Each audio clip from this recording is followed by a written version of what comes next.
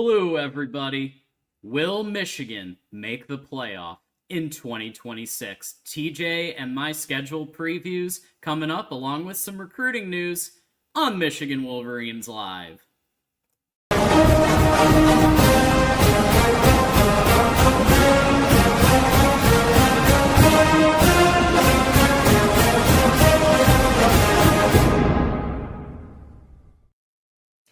And here we go with another episode of Michigan Wolverines Live 257, presented, as always, by FanDuel. Thank you very much, FanDuel and Freedom Services EPC. My name is John Diadamo, and I'm going to take you through the next hour or so, and you can find me at John Diadamo.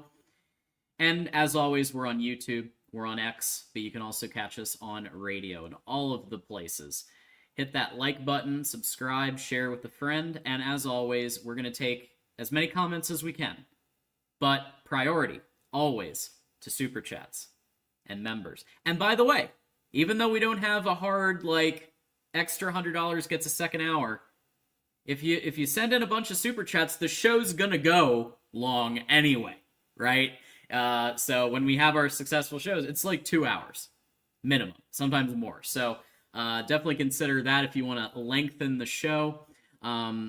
Again, I do apologize for running a bit behind, just some technical difficulties, but we will get back on track here with our FanDuel betting odds, and TJ in the house, as always.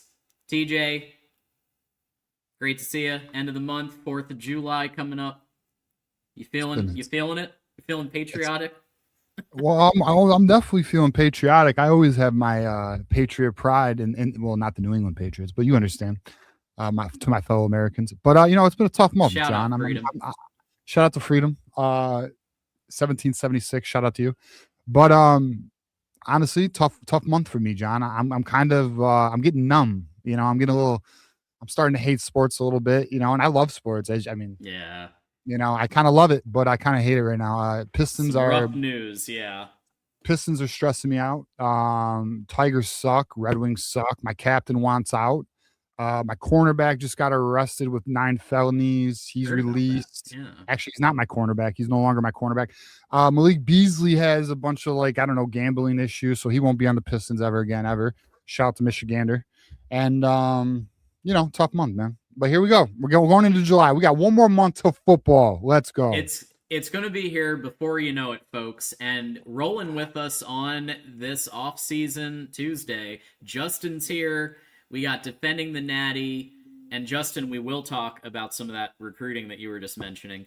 Michigander, completely my fault on the members show, and we will have it later in the week. And I'm actually, so it's all me. You can blame me. And we will have one this week, I promise. And TJ and I will coordinate, and we'll figure it out. But my schedule gets really light later this week, thanks to the 4th. Mine's slammed, but we will figure it out. Get an hour in somewhere. I don't even have a life. It's work and podcasts. Defending the Natty. We got, Taves is singing the theme song. That's pretty cool. And once you hear it enough, it starts to stick into your head. Good stuff. We got Slade, we got Daniel, we got Michigan Fan, we got Christ saying me too, and Michigander. Summers are booked. Yeah, we listen. That's just how we do. And Quinn, go blue. So go blue to you too, Quinn. Always appreciate you. And why don't we go ahead and talk about? So today, one of our major topics is schedule previews. And we, of course, have the first game of the season right here, thanks to FanDuel. So Western Michigan going to Michigan, right? It is a night game. Michigan favored by 25.5 in this game. I think we've talked about this before. I'm starting to think that they might just want to sling it. They might just want to show everybody that all of the stuff, just come out first play, sling it, then you go to Jordan Marshall Savion for the second play. Okay. You know what I mean? Obviously balance. Yeah. I'm not saying air raid all of a sudden, But Sure. first play, let's take a shot, right? Let's use a waist down and show that all the smoke about Bryce, it's not as much smoke. It's more just a little bit of like more of a wisp as opposed to a bonfire, right? So yeah, I'm gonna say, you know what? I think Michigan's gonna win by more than 25.5. And yeah, they're gonna cover. They'll cover. So I'm gonna cover. I agree with you. I think Michigan will cover. I'm not sure if they're gonna. I mean, listen, if they're going to take a shot, it will be the very beginning, just to like like you said, make a message. But I actually think Michigan's be extremely reserved this game because Oklahoma's next, and I don't think they really want to show jack about Jason Beck's offense. That's fair. Honestly, it's going to be very vanilla, and I think we're going to win. I think we will still cover. Yeah, because I think that the defense is good enough to probably get an interception or two, pick six. Like especially if Rod Moore is healthy, look out. You got Rod Moore, you got Smith Snowden, you got Jair, you got some legit talent on that defense that can pick off balls. And Rod Moore has shown he's been able to pick off balls in the most stressful, highest stakes situations. Pause. Yeah, I mean, no, we agree. I mean, it should be honestly the first game is gonna be such a good appetizer. Yeah, my bad, my phone was going off. The first game is gonna be a good appetizer. Shut up, Juju. But yeah, I mean, listen, I'll tell you right now, like I need football because I'm getting very sad. All I have is soccer. I need it. I am sad. Maybe Jalen Durham gets traded tonight. We'll see. Anything's possible. I just want to see I just want to see this offense. Like the best that I can do, because the spring game really wasn't the best application of Jason Beck's offense. But when you go back and look at Utah during the season last year, you look at how Devin Dampier grew. You look at the fact that he was utilized as a dual threat very, very effectively. And if things are a bit shaky in the pass game, guess what? Modern day triple option, baby. Savion Hyder, Jordan Marshall, Bryce Underwood. You don't know who's coming at you. And so, yeah, I'm pretty pumped, and I just can't wait to see what it looks like with the full O-line, with the full resources, multiple excellent wide receivers. Can't wait to see it. Yeah. Savion Hyder's first big run is going to be amazing. Oh, and it's going to be against one. I would do a bet on this that I think it's going to be against Western, his first big run, because that defense is going to be a turnstile for Jordan Marshall and Savion Hyder. I think Marshall and Hyder will be sitting midway through the third. It'll be coozed all season. Oh yeah, and remember what we heard from Coach? Kuztal's operating like he's a starter. So maybe you just keep the runs going all the way through the end of the game, and maybe Kuztal gets benched for a relief RB4, right? And you just keep going. Yeah, we will see. Can't wait to see it. And then we also, of course, want to give our thanks, very timely, with 4th of July here. We want to thank Freedom Services EPC. If you're gonna check them out, I feel like the holiday coming up here. FreedomServicesEPC.com. Quality you can trust, people you can count on. What better way to celebrate Independence Day than Freedom Services? So check them out. And thank you to Freedom Services for all that you do to sponsor our shows. Absolutely. We appreciate Freedom Services, and we definitely appreciate freedom. So shout out to Freedom Services. For sure. And we do have a member comment. So Tree Dog's 14 months of membership. So thank you very much for 14 months. And I think you should talk about Tyson Robinson tonight. We're not allowed. We're done. Thursday was the last time we will discuss that topic to that detail. And if you saw Thursday's show, you understand. We will lay low. No one's allowed to know. about the secret of Tyson Robinson. We have to be quiet. Do you want to lose Tyson Robinson, Tree Dog? We cannot lose Tyson Robinson. So we cannot talk about this, that. We can't talk about, there's people watching who are like, what the hell are you talking about? I will just simply say we had a portion of the show on Tyson Robinson, I think towards the end. Little detail, little secrets that are true.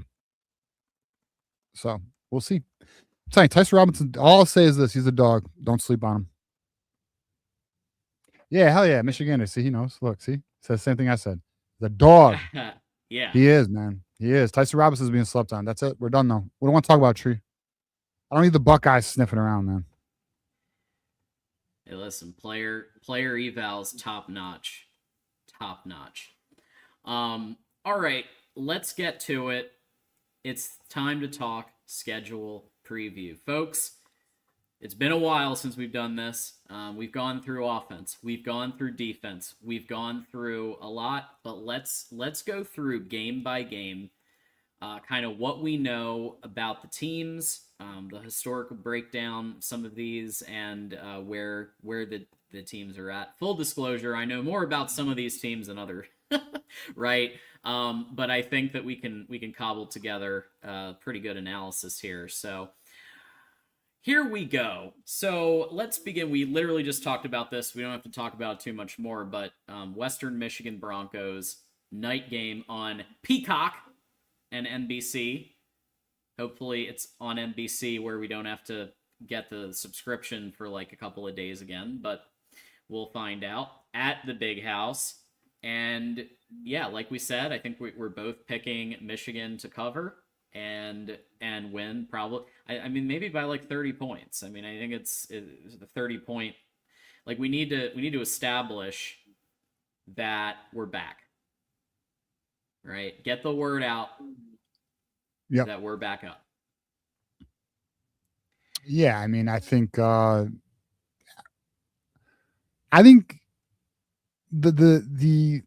advantage Michigan has going into the year is we have all new systems. These teams don't know what to prepare for, you know. So we should be able to, at least in the beginning of the year, especially because we're not going to totally open the playbook.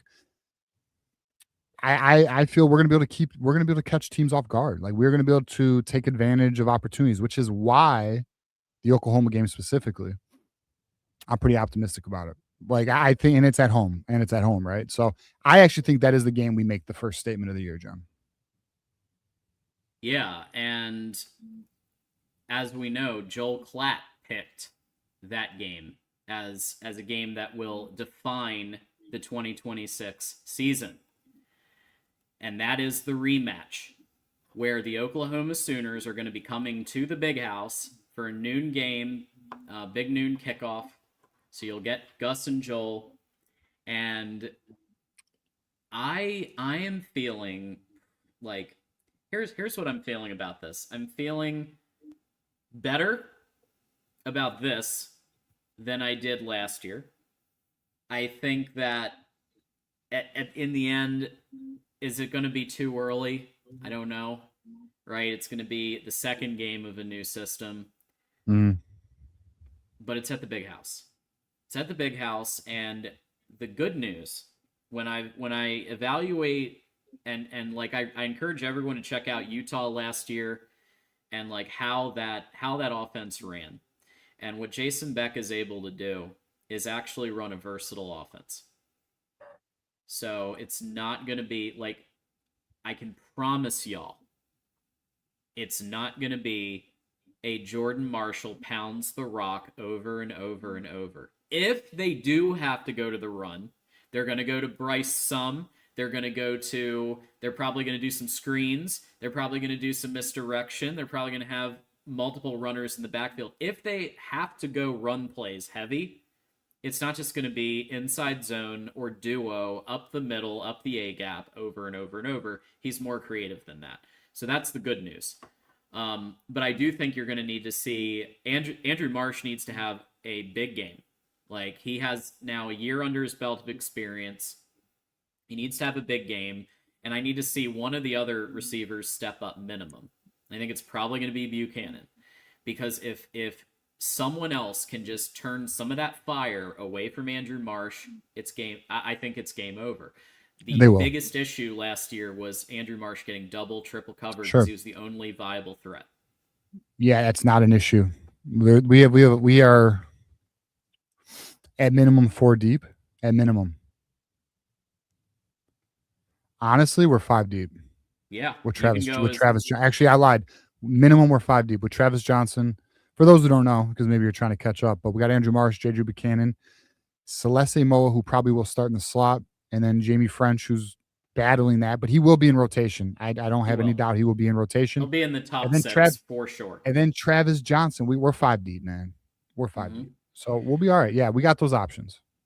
Yeah, I think that the only real question at this point is who's number 6, because I think that I think you got it nailed on those 5, and it's really about who's that number 6. I'm very interested to see what happens there. But then so Oklahoma, like I said, that is a key game because you win that game, and this is for both teams. You win that game, and your path to the playoffs becomes more visible. Right? Not saying that Michigan won't trip up 3 times later in the season, but I do think that it's a game that Michigan has to win in order to feel good about a potential playoff run. Not even saying it's going to happen, but a potential playoff run. If we can get through Oklahoma and we're starting the year 2-0, one of the Big 4 games is in the books. We just need to win one more of the Big 4, which we will get into as we go through this schedule, to where this season gets really optimistic and exciting. For sure. Shout out to the Buckeyes, by the way. I know you're watching. Oh yeah, always. They are all Buckeyes and MSU fans watch this show because then we get our contents like basically thrown back at us, and I'm like, thank you. Yeah. Keep doing that. We love that. So. Anywho, UTEP, a joke. They've been a joke. They're going to continue being a joke. Yeah, it should be an easy one. That should be another curb stomp, and a welcome curb stomp, right? I love how these 4 games are spaced, right? Because if you're going to have some difficult matchups, and I would say OU and Iowa, but OU more so, are difficult matchups, you have some nice cupcakes in between. That's pretty cool. Yeah. You know, you got your cake, but you also have your frosting. You know what I mean? So you got both. And I love that it's laid out like that. So UTEP, easy dub. Should be. And then let's spend some time on this one. We don't know the time of this game yet, but the Iowa Hawkeyes are coming to Michigan Stadium as well. Another game at home. So Kirk Ferentz. There's been some Iowa fans that I know that have kind of been wanting him to retire. And the reason is because the offense has been so uneven and in some cases just outright awful. Mm-hmm. Like worse than Michigan's in the worst moments. Like that's how bad. Like it's been really, really, really bad. And so like there have been flashes. Check Down Cade had a couple of flashes. They had a few flashes last year. My biggest worry, of course, is Phil Parker's defense is going to give. I do think it's going to give our young offense some problems. So the defense is going to have to step up in this one. I could see this being one where you take the under. This is one where maybe you don't, right? You don't think there's going to be a lot of scoring. I could see this being low scoring, but at home, you got to look. I know I said Iowa might pull this out before, and I took a lot of heat for that, and maybe rightfully so.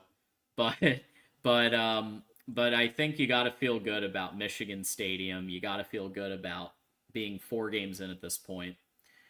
And so I'm feeling pretty good about that Iowa one now. Well, I'll say this. I in one of my conversations with a staffer, I framed the exact discussion we're going to have here, and I said, do we agree? I said this. Do we agree that there's the Big 4 games on the schedule, and as long as we go 500, we look to be a playoff team?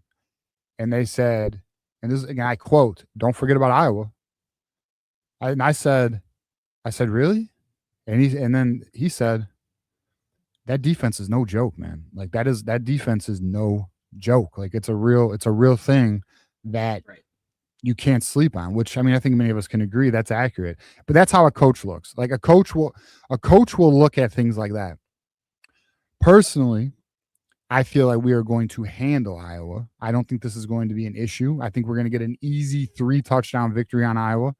Um, but we will see, to be determined on that. But yes, I have us getting the dub against Iowa. So we are currently 4-0 in our 4-0. schedule prediction, John. Woo! All right. And I think it's safe to say maybe 5-0 at the Minnesota Golden Gophers. This will be the first away game in the season. Michigan will be heading to Huntington Bank. Michigan has defeated Minnesota every year since, I want to say, 2014 was the last time Minnesota won. There were a couple of close calls there in the Harbaugh era, to be sure, but I just Michigan, like, we just have PJ Fleck's number. And he has, other than that one magical year in 2019, he just hasn't really been able to pull it together to be a real contender. Yeah. It's one of those kind of middle of the road programs at best, and maybe even not middle of the road. So I think we win comfortably, maybe a little closer because it's at Minnesota, but I think we're going to win pretty comfortably in that one. Yeah, I mean, We'll this see. rivalry game, Yeah. John, Yeah. it's up there with the other rivalry game in the state of Michigan, which we'll get to. Essentially not a rivalry. This is not a rivalry, but we will take our trophy. 5-0, John. Yeah. And of course bye week comes at this is basically perfectly, so far. I Yeah. love this schedule. Yeah. I love This is the your buys. reflection time. Yeah. This is a Heal very up, good schedule. reflect. 5-0. You're going into the bye week. 5-0, John. You're healing up. You're looking at your weaknesses. I'm gonna And say you're this coming out. real quick. I was planning on not saying anything about Ward this episode, but let's give Ward a little love for the parts that he had involvement with here. Like, this is a really good schedule, in my opinion. At least this first half. Then it gets a little difficult, but that's just how it is. Okay, Penn State bot. I think Michigan's going to absolutely wallop Penn State this year. And I'm I going to think tell you so why. too, Penn State. I think so Yeah. too, Penn State Sports Talk 2477. I think we got you. My one concern is Rocco Becht, and here's why. He is very experienced, right? Redshirt senior, highly productive quarterback. He knows Matt Campbell's system very well. But Penn State was real, like, James Franklin was coaching that team. It was fool's gold every year. And they finally got exposed last year. And I think Matt Campbell's not a coach that does immediate turnarounds. I think Matt Campbell's a coach that's going to need a few years, like a Matt Rule type situation where he always needs a few years. I think that's where we're at with Penn State. Yeah, I think year one is going to be a assessment year for Penn State. I think Matt Campbell, listen, man, Matt Campbell is, all right, I respect Matt Campbell, the head coach, but this is big time football. This ain't Big 12 football, okay? Like, this is, now I will say, to Matt Campbell's defense, what he was doing at Iowa State would have worked in the Big 10 5 years ago. I'm not so sure his system and his approach is going to be as effective in the Big 10. On top of this, you guys have lost some talented guys. Your recruiting class was very underwhelming, and you would agree. I know you would. So I don't know. Let's see. I mean, I'm willing to observe and watch the Matt Campbell experience, or experiment. But listen, we are definitely going to be 6-0, John. Look at us, 6-0. Let's go, boys. 6-0. And I think we get a true challenge after a cupcake game with Penn State. Then you have a real challenge with the Indiana Hoosiers. This is a team that Cignetti has had one of the most successful turnarounds of all time. And while he doesn't have his Heisman winning quarterback Mendoza, he does still have a very capable quarterback in 2026 that he pulled from the transfer portal, Josh Hoover, right? Grad transfer from TCU. That they're going to have heavy RPOs. He has a pretty good percentage. It's similar to check down Cade, but way more passing yards, way more touchdowns over time. And I think they're going to be. They have Nick Marsh. That he's going to be a weapon. There's no denying that. Defense will be good. He learned from Saban. It's going to be good. It's tough. It's tough here. And I'm really coin flip on whether I'm going to go Michigan, but I don't know, man. It's at Michigan. It's at the Big House. At this point, Michigan has had 6 games, so that would be 7. This will be number 8, right? 7 or 8. So I'm gonna go Michigan. I know that's shocking. I know that Indiana has had a legendary run, but I think Indiana's headed for a 10-2 season this year. I just think that there's going to be it's still going to be an excellent team, but I think there's going to be a slight regression to what they did in 25, as opposed to, or like the previous year, as opposed to the Natty year. Yeah, I have, all right. So the Fighting Cincinnati's, I'll be honest. I think we lose this game. Now, it is possible we win this game. Clearly, I mean, we don't really know what Indiana is going to look like, because they did lose a lot of talent to the NFL.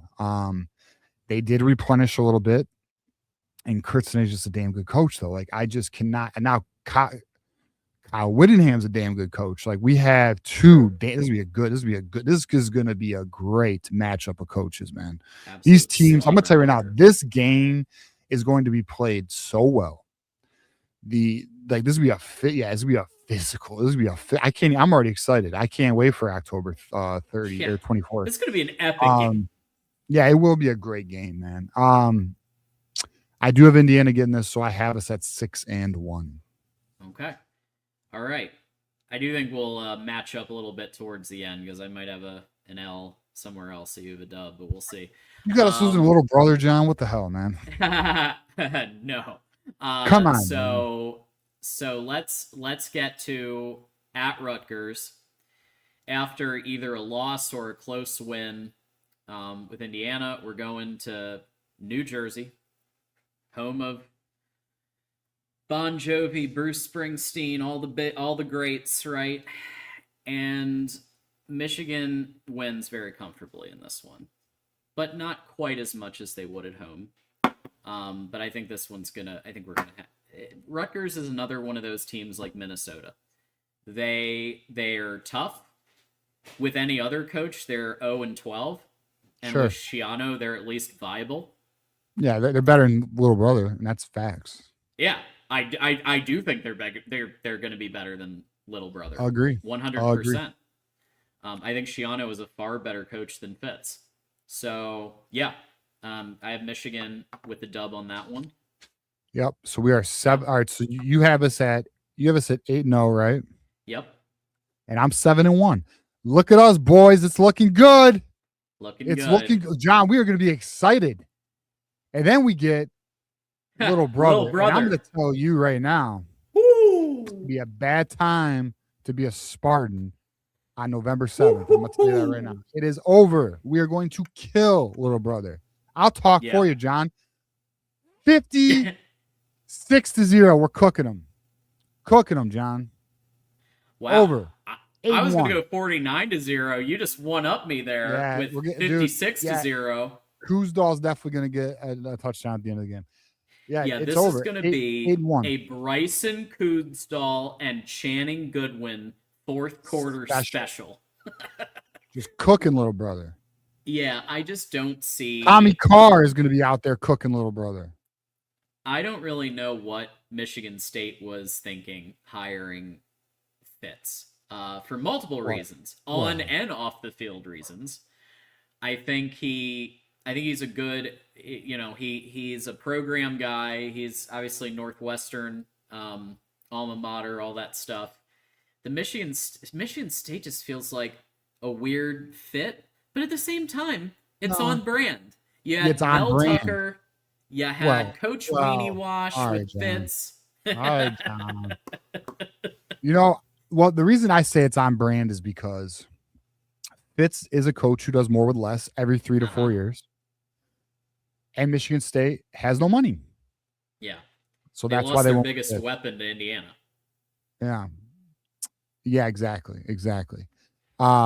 Nick Marsh. But yeah, man, I just think and it's at Michigan. Oh my god. I might have to go. I don't know, man. Actually, I probably won't. It'd be too. Well, I was actually thinking this might be the game, either this This one or might be the game we UCLA. go. All right. Well, if you go, I'll go. Okay. All right, bet. We got to get the house. Okay. All right. So let's Oh, get wow. that now. Let's get that All now. right. Okay. Yeah, I think Michigan whoops Michigan By the State. way, yeah, John, that house that we're talking about, mm-hmm. that's that new tailgate house they're building that's like a few $1 million. You don't know about this? Is it nearby? Yes, it's literally the street over. Oh, so we will be knocking on doors. There it is. Yep. This most recent one here, and then that was the one Year prior. I was able to go. So there it is, 2 years in a row, and yeah, I'd love to get that again if we can. It's an epic house. Okay, so Michigan's feeling pretty good. Well, they're gonna come down to earth here on this one. So Michigan travels to the West Coast, which is not our forte.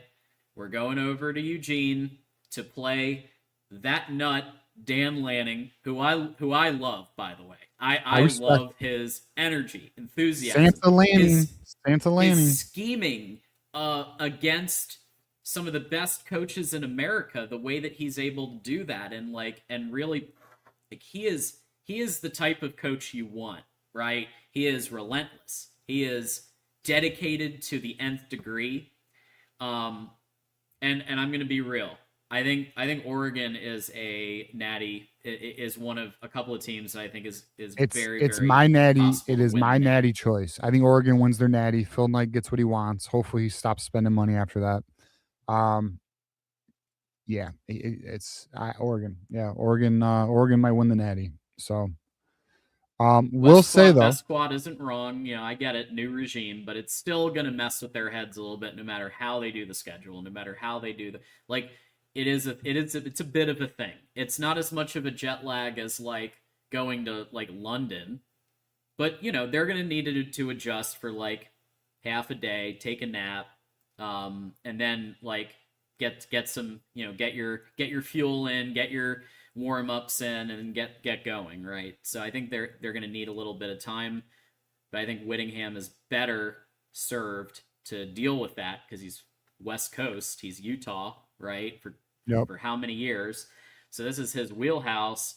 Yeah, but that doesn't mean anything. I still think Oregon's going to win. Time zones are time zones, John. I think it's going to be Oregon's going to win by a touchdown or 10 points, 7 to 10 points. That's what I'm thinking. So we agree, John. I have us and one of our Buckeye viewers bookmark. TJ says the Ducks are winning. Yeah, they are. They're gonna beat you too, bro. They're gonna whoop. They're gonna beat the Buck. They beat the Dan Buckeyes. Lanning's got Ryan Day's number. He's gonna get him. So look, I got us at 8-2. 8 in the regular season. Yes. 8-2. I'm 8-2 right now. We're still looking pretty. We got UCLA next, John. Tell me about it. UC, and this is the other one. I'm between Michigan, attending Michigan State or UCLA. So the Bruins are coming to the Big House, and I do think this is going to be a closer game than people think. This isn't your grandma's UCLA where it's going to be a complete blowout like it has been in previous years. They have a real coach who knows how to recruit. He reminds me a little bit of Signetti, to be honest with you. Bob Chesney. I think he's going to be a problem for the Big Ten moving forward. However, it's his first year. That's number one. Number two, pretty much a total, it's mostly a rebuild, right? The UCLA has had nonstop problems. Chip Kelly didn't have a good time there most of the time. I'm gonna go. I'm gonna go. Michigan beats UCLA. By something like 17 points. So it's still gonna be, I think, a comfortable victory, but it's not gonna be the like 30, 40, 50 point curb stomp that you might expect.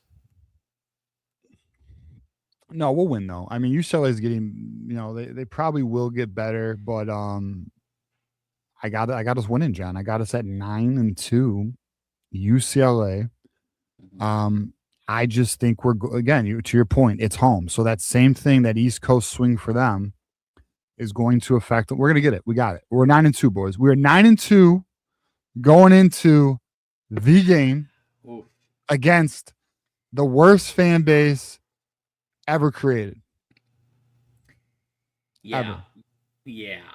And this is another where Ohio State's another one in that group of 4 or 5 teams I think are going to be a natty problem. Like they're going to be up there.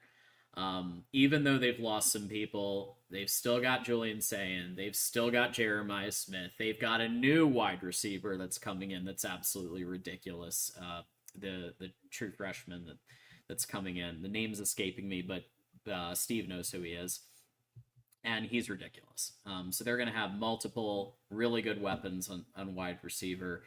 Defense, Matt Patricia proved himself last year. We all thought it was ridiculous. I know I did. I thought he was gonna it was gonna be a bad defense.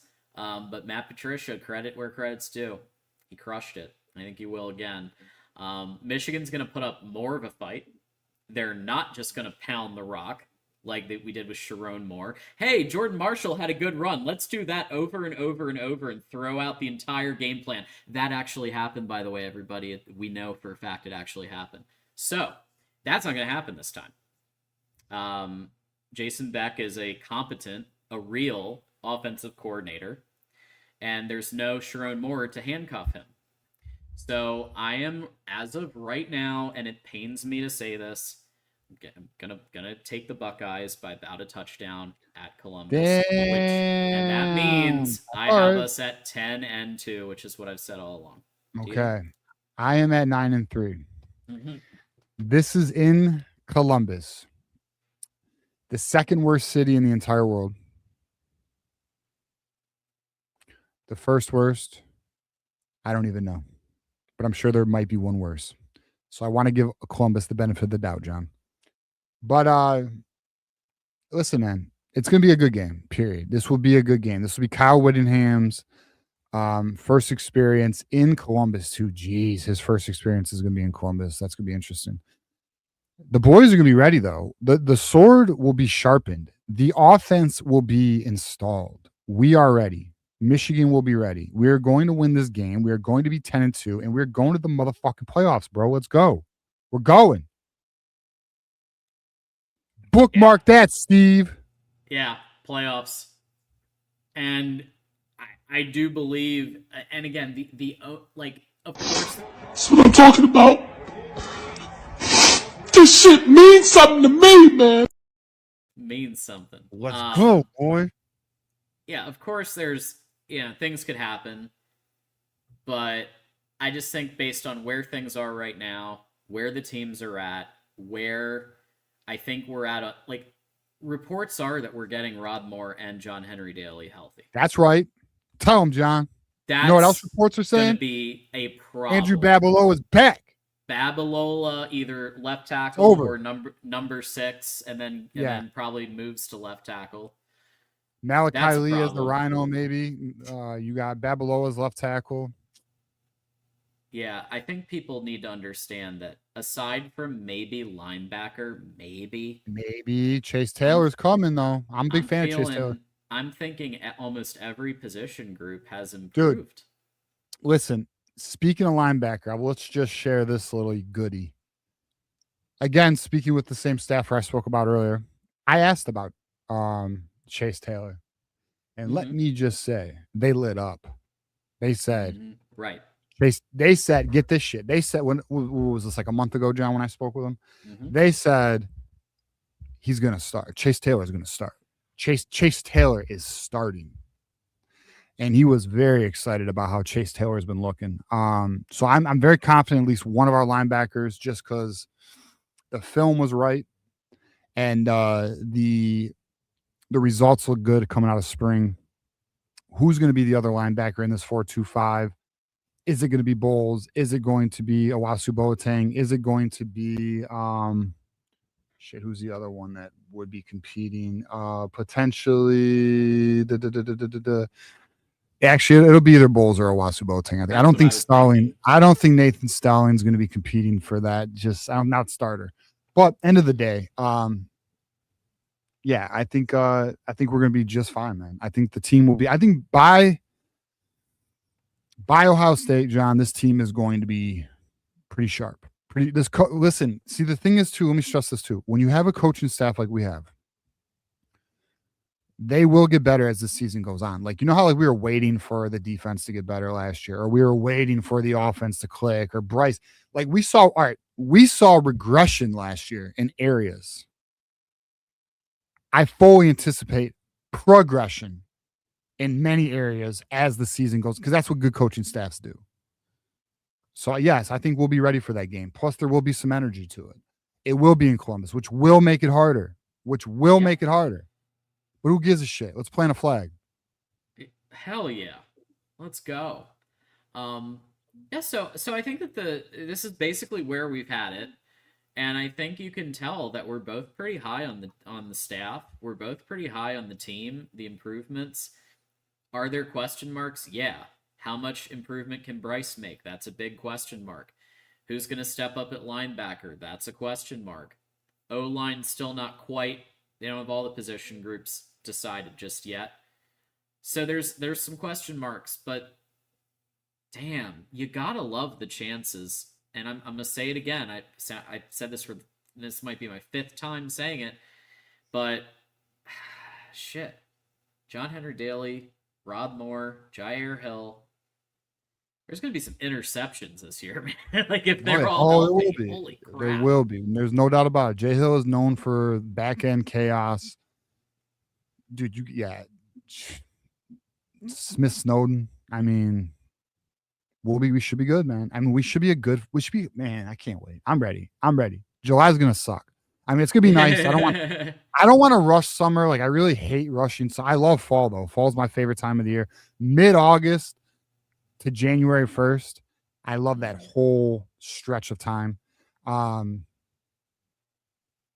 yeah, man, I don't know. I'm ready. It sucks, but it's okay. We'll get through it. We'll get through summer. Yeah, all right. So essentially we got us going to the Big Ten title game and the playoffs. Potentially Big Ten. It's possible we don't get the Big Ten title. It's possible we don't. We obviously have to see how that shakes out. But playoffs for sure. I have us as a playoff team. I have us at 10-2. And I'll be real with you. Here's the truth of the truth. The team will go as far as Bryce can take them. Facts. The offense will be as good as Bryce can be. And that will literally be the deciding factor. So that's where we stand. It is what it is. Now, fall camp's going to come. We're going to hear some things. Some things are going to leak. Let's see how that goes. But by all indications, Michigan's going into fall camp healthy. By all indications, there's a lot to be excited about, but there's some questions that need to be answered. Yeah, for sure. And as Michigander points out, thank you for that. So July there's going to be conference media days starting July 7th. And thank you for reminding me, because I meant to do a graphic. Mark Rogers, the college football show, coming back for that week. So that's very exciting. Every Monday through Friday at 9 p.m. Eastern. So we'll do our show, and then we'll send you right over there once we're done to say hi to Mark Rogers. But that's starting back up on the Voice of College Football main channel. So lots coming up for media days. And I believe the first one is Big 12 media days. And then Big 10 is July 28th through July 30th. And Michigan is on July 30th. So Michigan will be on July 30th. Kyle Whittingham, as well as some of the student athletes rolling up. Do we know who the student athletes are yet? Because I For feel Michigan? like Rod Moore will be one. Yeah. It's Rod Moore, Trey Pierce, and Bryce Underwood. That's right. It wasn't it. Or no, time out. No, it's not. Fuck. It's Jordan Marshall. It should have been Rod Moore. It's not. It's Jordan Marshall, No Trey Rod Pierce. Moore? No, it should have been though. I I honestly get think. it. Honestly, wish it would have been Rod Moore, Underwood, and Jordan Marshall. Yeah, And I get it with Jordan. I don't know why Rod Moore didn't go. I don't know. Maybe they didn't want him asking questions. Who knows, man? Yeah, keep him locked in and all that good stuff. Oh, thank you, Jackson, for letting us know. I watched that episode, and friend of the network, Tide Guy, who I haven't seen in like 2 years, was on. So definitely check that one out. Tide Guy is a Bama fan, and he splits time between Mexico and Iowa. So he's all over, but he is an Alabama fan. So An Alabama fan living in Mexico and Iowa. That's a wild yeah. creation. It really is. That's why I love college football. All right. Yes. That. No. I'm 10-2. I thought you said. Wait. You said You said Michigan beats Ohio State. Okay. Yeah. We plant the flag. Okay. We are sharp. The sword is sharp. All right. We cut throats. All right. There it is. I got you up to 10-2. Look at this. I said we both think we're playoffs. We're playoffs. All right. So, can I give my pet peeve of the day, John? Yeah, sure. Pet peeve of the day, brought to you by Freedom Services. Shout out to Freedom. No, I'm just kidding. You know what I do not? You know, John. Us being in the business world, I love to catch PR spin. Mm-hmm. Essentially, shit companies are trying to feed me. Mm-hmm. Has anyone noticed? Because I have. How they are trying to frame jersey sponsorships. Oh boy, here we go. The phrase that they are using is corporate jersey patches, John. Uh-huh. You know, a little more because they're patches, John. Like, you know, like a bowl patch, John. Not a sponsorship, John. Just a little patch. A corporate patch, not a sponsorship. Get the fuck out of here, bro. Like, see. Do not trust these sons of bitches, guys. I'm going to let you know this right now. Put your foot in the ground. We got to fight. We're losing the battle. We're losing the battle, boys. Let's unite and say no to jersey sponsorships. Not corporate patches. See, they're lying. They're already lying to you. West Quad, you know. They're already lying. John. Did anyone, speaking of ugly ass jersey sponsorships after looking at Michigan State's ugly what is it? MSU fuck you sponsorships. Has anyone seen the Wisconsin? That was okay. Someone needs to be in quality control for these things. I'm not advocating for anything goes. I don't want FU Michigan on our jerseys. It's happening. Have you seen the Wisconsin corporate patch, John? Have you seen this fucking thing? I haven't seen the Wisconsin one now. Oh, are you ready? It's pretty wild. Okay.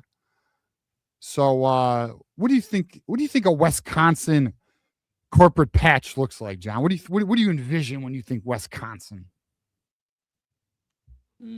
Cheese. I mean, you ain't far. You're not far, John. How about Culver's? Oh, this is real. I'm not far. Yeah. How do you like that blue patch on that red jersey, John? I think they should have negotiated. It's coming. A transparent. They don't care about you. They don't care about you, your school, or anything. I'm letting you know. It's bad. Guess what, John? Another bad one. Thanks, Johnny Olden. Johnny Olden. Johnny Olden's in the chat. Johnny, you come on, brother. Oh, no, there you go. Johnny, I didn't even know he was watching. My boy. Johnny, I'm fight. Come on, dog. Stand beside me. Fight the fight with me, boys. We have to fight this shit. It's never going to be good. So let me bring the business perspective here about. They hate us all. Obviously, when you're negotiating contracts, that's when you stipulate that Michigan has a particular brand identity. So if I'm the AD of Wisconsin, or I'm one of the people sitting at the table here, I'm demanding that you make instead of blue, it's like transparent. So then you still see the writing, but you don't. The blue is just a no go. So like for us, that like a red would be a no go. We can't have red ever on our jerseys, right? Because no red or green allowed in this facility. Remember? So I think if we're gonna do a deal with somebody with a logo that's a red or a green, or if it just doesn't look good, then you gotta work with it. Like it's supposed to be a two-way relationship, not a we're gonna put this ugly ass logo and you have no choice. No, we're Michigan. If we're gonna do this, like we're gonna have, and my guess is we'll have our pick. I think there's going to be multiple companies that are going to want to put their, so we'll have our pick of which deal we like the best. Unfortunately, Ward Manual is part of this conversation. We're about to get priority fucking trash, bro. I already know it. I already know it. I already know. I mean, look, man. Like, look at this shit. Here's another one, John. Look at this. Ugh. There you go. Oh, is this the FU? This is Michigan State. Fuck you. Yeah. Legitimately says MSU FCU. Fuck you. Yeah. John, just all right, boy. I mean, look, you guys can be like, hey, you know what? It's got to be color scheme appropriate. It's got to be a respectable brand. Mm-hmm. And then make $5 million. They don't care. Make $5 million. Let's do a concert. Let's just throw a concert, John. Let's get somebody to do a concert and let's get some revenue. We could just not do sponsorships on jerseys. I don't care. You want to put a sponsorship on the stadium? You want to put a sponsorship? You want to put stuff all over the stadium? I don't give a shit. Don't touch the field and don't touch my jerseys. Okay? And you know what I really don't want them to do? But I'm at the point where, you know what? I will allow for you guys, because there's so many who are okay with this. So like, yeah, you know, this is a small issue. Who cares? When you give up on the small issues, they will take everything. But anyways, listen, you want to name the stadium fucking Oracle Field, because it's coming, instead of the Big House. They're gonna name it Oracle Big House. All right, fine, fuck it. I'm willing to give it up. I'm willing to give it up because, you know, I don't have the army I need. I am trying to be Alexander the Great right now. Yeah, clearly. All right. But right now, what I am is a bunch of patriots fighting the British army. You know, they won. By the way, the Patriots won that. You know, America won, son. We're not done. But you know, end of the day, John, listen, fine. You wanna brand my stadium? Fuck it. Go ahead. Don't touch my jerseys or my field. Or we're gonna have a problem. Like we will unite. I understand they're out there. I just gotta wake them up. We gotta wake them up. We gotta get Johnny, even though he says he's not, he's actually on my side. Folks, let's go ahead and read some super chats. So this is the last call to get in super chats for this particular segment. We'll read them again before the end of the show, but last call for this round. But I did highlight this too. Not a super chat, but I thought it was interesting that Fred Jackson said on In the Trenches that Kutzdahl will see a lot of snaps because he's a change of pace running back. And Fred Jackson knows a thing or two about running backs. So I believe it. I do think Kutzdahl is going to see a lot of snaps. I think to be fair, I think it's going to be a lot of third and fourth quarter against UTEP and against Western Michigan and against UCLA and you know, those types of teams. I personally don't think Kutzdahl is going to get a lot of snaps. I think at most he'll get, and as long as it's not a blowout, he will get about 3 at most 5 snaps a game. But it's going to be Marshall, Hyder, and Underwood. Underwood is going to be a major runner in this offense. Like, I cannot stress this enough. He will be a major runner. Yeah. This isn't like last year. You need 2 quarterbacks. Hey, John. Yeah, you need 2 quarterbacks just to run 1 quarterback. Anyways, Sharon. Check you know how we were talking about? Oh, never mind. Go ahead. Hit super chat. Thank you, Michigander. Okay. Michigander with the 20. This 2026 team is feeling like 2021. very underrated. Could be elite, could be mid. People are hesitant to think they're good. New staff, a lot of guys back. Older leadership on the DL, dynamic running backs, elite secondary back. And there's a difference between 21 in that in 21, how many wide receivers were any good? Let's see. Roman Wilson, Cornelius. 1.5. Like 1.5. That is not like it this year. Yeah, maybe. Yeah, I was thinking actually last year. My bad. He said 21. Yeah. No. Listen, we should be good. I don't know about elite. I don't. Could we be elite? Elite might be a little much. Very good. We could be very good. Elite. I don't think elite or mid are either. I think it's either good or very good. Yeah, I think it'll be good or very good. I mean, listen, can I see 8-4? I can see 8-4. I think it's 10-2 though. I don't see 7-5. Anyone who's saying 7-5, you're out your damn mind. It's not happening.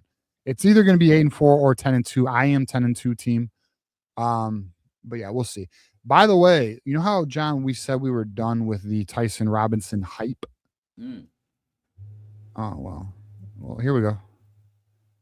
Dun, dun, dun, dun, dun, dun, dun, dun, dun, dun, dun, dun. Tyson Robinson says he ran a 4.40. I'm telling you, that hamstring's healthy, boys. I'm telling you, Tyson Robinson, don't tell anybody, but he's really good. Yeah. He's my favorite player in the class. I have 3 favorite players, but he's my favorite player. There it is. Michigander reminding us that NCAA 27 is coming out soon. Have to go get that. I cannot get it. I got no time, unfortunately.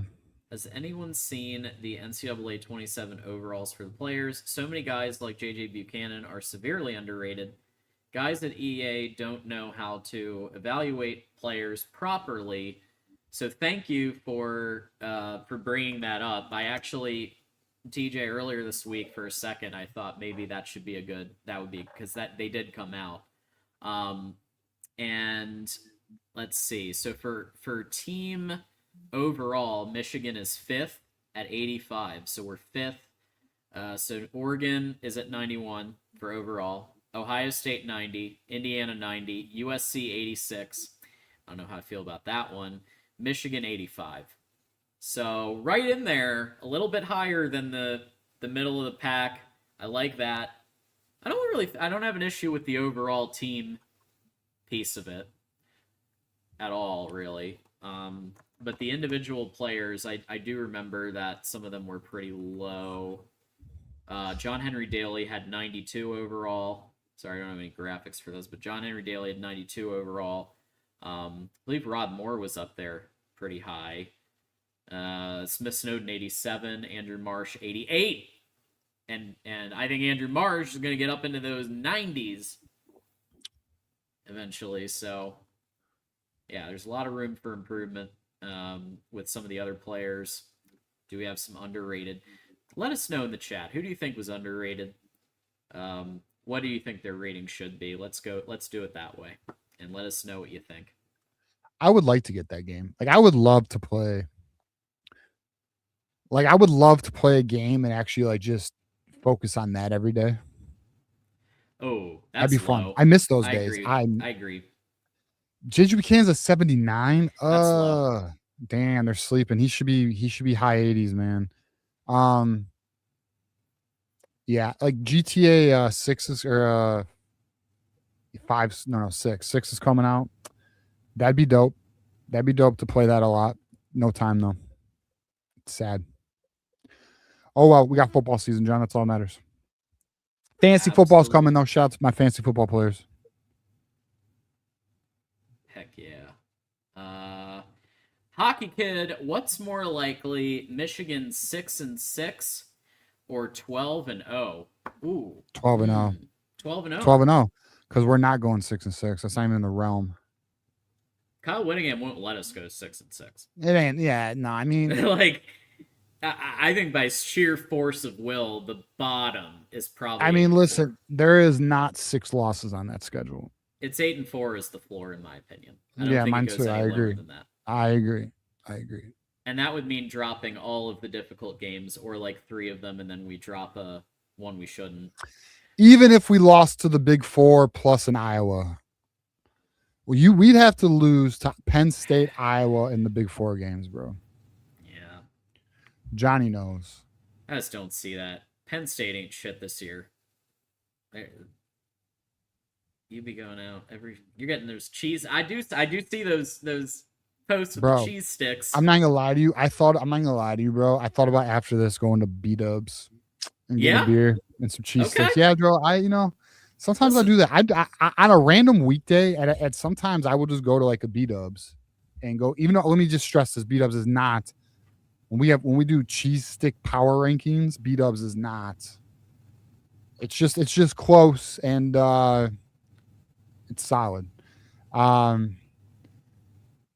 yeah, dude, I fucking, I'm not gonna lie to you. I eat mozzarella sticks like every week, almost once a week at least. It's part of my vitamins. You can't say B-Dubs is not any good. I mean, I think that's not true. B-Dubs is actually solid. You just have to know what to get. It's also, it depends on the day and which one you go to.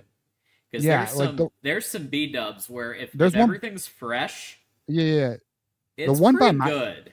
Dude, B-Dubs, and this is not a fucking ad. They got an amazing 4 for 4 like meal that's like $19. It's 4 appetizers. Mother effer, bro. I get double wings, I get sliders and mozzarella sticks, and I get like 2 beers, bro. I am good. That's all I need. I'm a simple man, bro. All I need is a beer. This is all I need. Sports, my teams, mozzarella sticks, 3 beers, and a burger and fries. I'm good, bro. I don't need shit else. Leave me alone. Give me a glass of water in case I get thirsty. I'm good, bro. I'm good. Yeah. I usually go half medium, half parm garlic. The fries, I love those fries. They're so good. I think they use like some beef tallow mixed in there. Do they do beef tallow? McDonald's does not do beef tallow. I think so. Interesting. And yeah, it's always ice cold beer and a million TVs. They actually got us. That's the other thing too. Like B-Dubs has one of the best setups for sports watching. They really do. Like, you know what I like B-Dubs for on some real shit?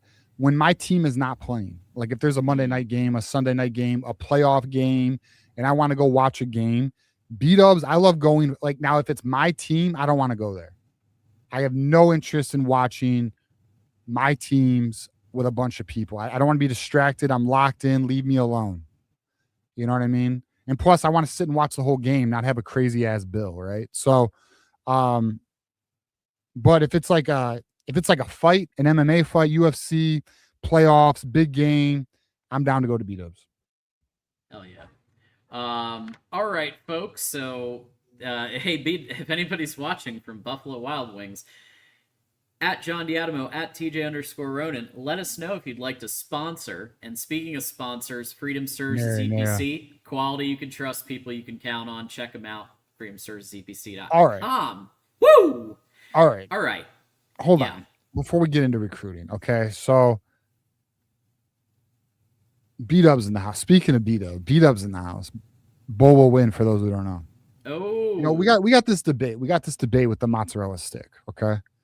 He's a big proponent for the marinara sauce, which, listen, no one's saying it's not a quality sauce. It's a quality sauce.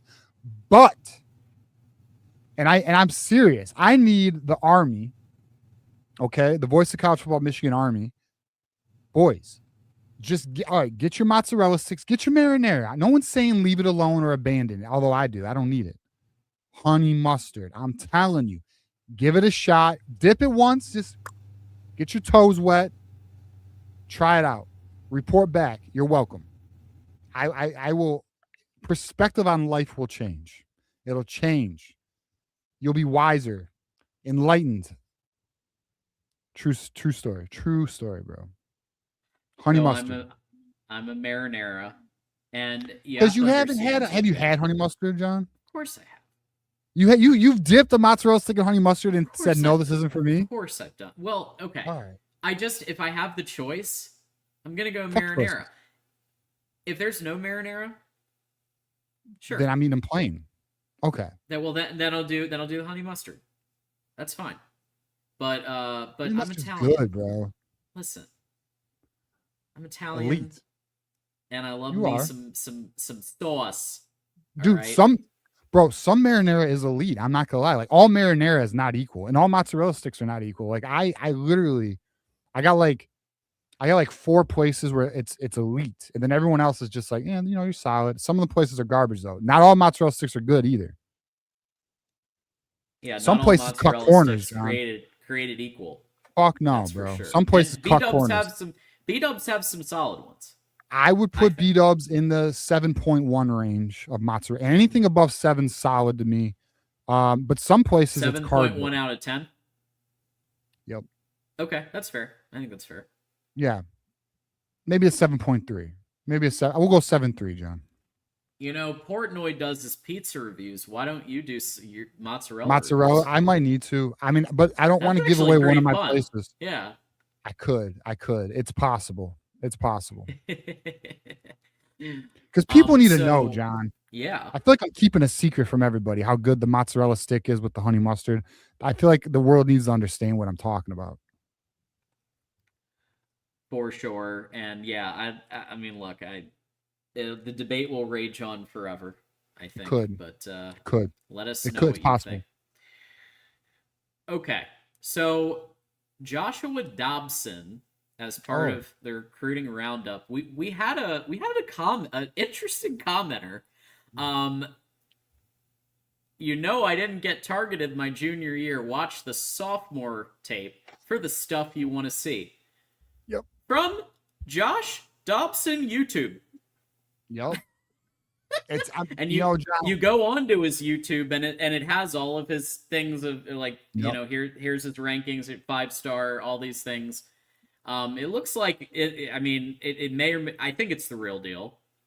Oh, it is. No, that's for sure. That's for sure. Joshua Dobson. John, it's one of those things we've talked about this. Like we know players watch our stuff from time to time. Like it gets out there, bro. Like they're searching their name. They know. I mean, we know parents watch, so like we've talked about this before when doing recruiting updates or player analysis videos, John, there comes a time where it's like, all right, we don't want to be too critical, but we got to be honest. But at the same time, we want to be mindful, but like, I don't want to lie to nobody either. So it's a balancing act. But what's interesting, John, is yes, we did. This is his sophomore film, right?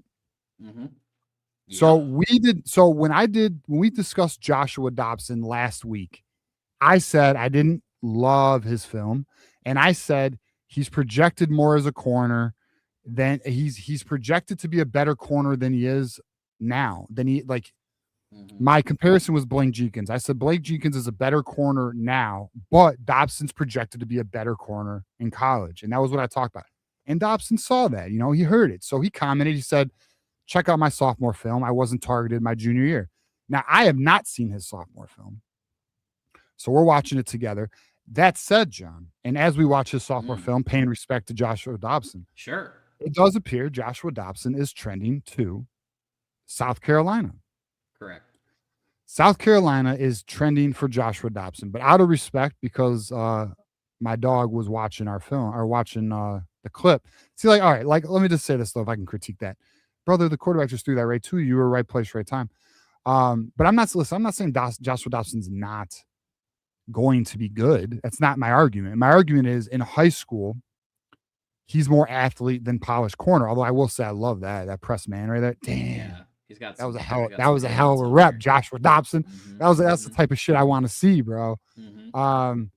It's a shame though. It would be nice to get him. Yeah, that's nice. I mean, it's actually making me sad watch this now. But actually, one more rep. Let's see what he does here. I mean, he's doing some good press, man. See, like, but where was this? But where was this in your junior film, brother? Because that is excellent film. That's what you want to see. You want to see a guy fight the wide receiver, especially in a play coming in your direction. But all right, John, we can get to but end of the day, bad news for us. Joshua Dobson, 5-star corner, is without question trending to South Carolina. So we are going to swing and miss on Joshua Dobson. But John, can we dive in a little bit to the relationships and how important relationships are here? Because remember, we had him pegged for A&M. And South Carolina was able to pull, even though Texas A&M has ridiculous amounts of resources, NIL, South Carolina is winning out because of the long time built relationship with that coaching staff and Dobson's and it's close to home. family. Close to home. But He's the from North relationships Carolina. are so important in these recruitments. Yeah, he's from North Carolina. I mean, listen, it is what it is. But there's some good news, potentially. There's another corner, another big-time corner that is a player we are currently targeting. That is Masana Torbert, who is committing, John, tomorrow. Joshua Dobson's also committing tomorrow. Masana Torbert's committing tomorrow. And Masana Torbert's a very nice, feisty player who could play nickel, possibly safety, but more nickel in my opinion. And the word is right now, as it stands on 6:30 at 9 o'clock at night, Michigan has the slight edge. That said, he commits tomorrow. This is a Michigan-Ohio State battle. All it takes is a phone call. And apparently it's very close. So I right now, as it stands, thinks Michigan is going to land Torbert because Michigan is pushing very aggressively. But that doesn't guarantee anything. And we'll see how tomorrow goes because, quite frankly, it could change tomorrow. But right now, as it stands, I think Michigan does land Masana Torbert, which is a big. And we have a Buckeye chiming in, wanting to confirm. As of right now, Steve, yes, I have Masana Torbert going to Michigan, unless something has come up in the last hour that I'm unaware of. I do have Masana Torbert going to Michigan. That said, it could change tomorrow. This isn't a lock. I'm not guaranteeing anything. I'm just simply saying it appears Michigan has the lead right now. Oh, by the way, hey, Steve. Hey, how about Weston Port? How about that? Michigan beat Ohio State for the Western Port recruitment. Yeah. I wasn't aware they were in on, to be honest with you, but all good. We'll take it. All right, next player we're going to talk about, and I'm going to be honest, this is a very interesting recruiting update, John, because we are getting to the point in the recruiting cycle where we're getting into a dead period. We are getting into a dead period, John. So players are starting to find landing spots, and we just saw Thaddeus Thatcher go to Oregon State. We just saw Damani Warren, which I'm not happy about, go to Texas A&M. That sucks, by the way. That was a big freaking loss. We had Marcus Jones go to Tennessee, John. We just swung and miss on really. I mean, if we want to count Dobson, 3, and we're about to lose Seth Tillman to Clemson. Like the last grouping of players, we missed. Now, that said, we did land Frederick Ford. We did get Weston Port, who's an interesting linebacker depth piece. We are going to get Lincoln Maggio on July 11th, and it's right now as it stands, Masana Torbert, July 1 to Michigan. But that is all the current targets on Michigan's board that are the most relevant names right now. I mean, there are other players who are kind of, I guess, floating around, but these are really the main. I don't think I'm forgetting anyone. Those are really the main targets. But let me just say this, John, we're about to enter 2 seasons in recruiting. Well, one, we're in a dead period. So right now the coaching staffs are going to be doing a lot of evaluations on their current classes, where the weak points are in terms of what players do they need to get.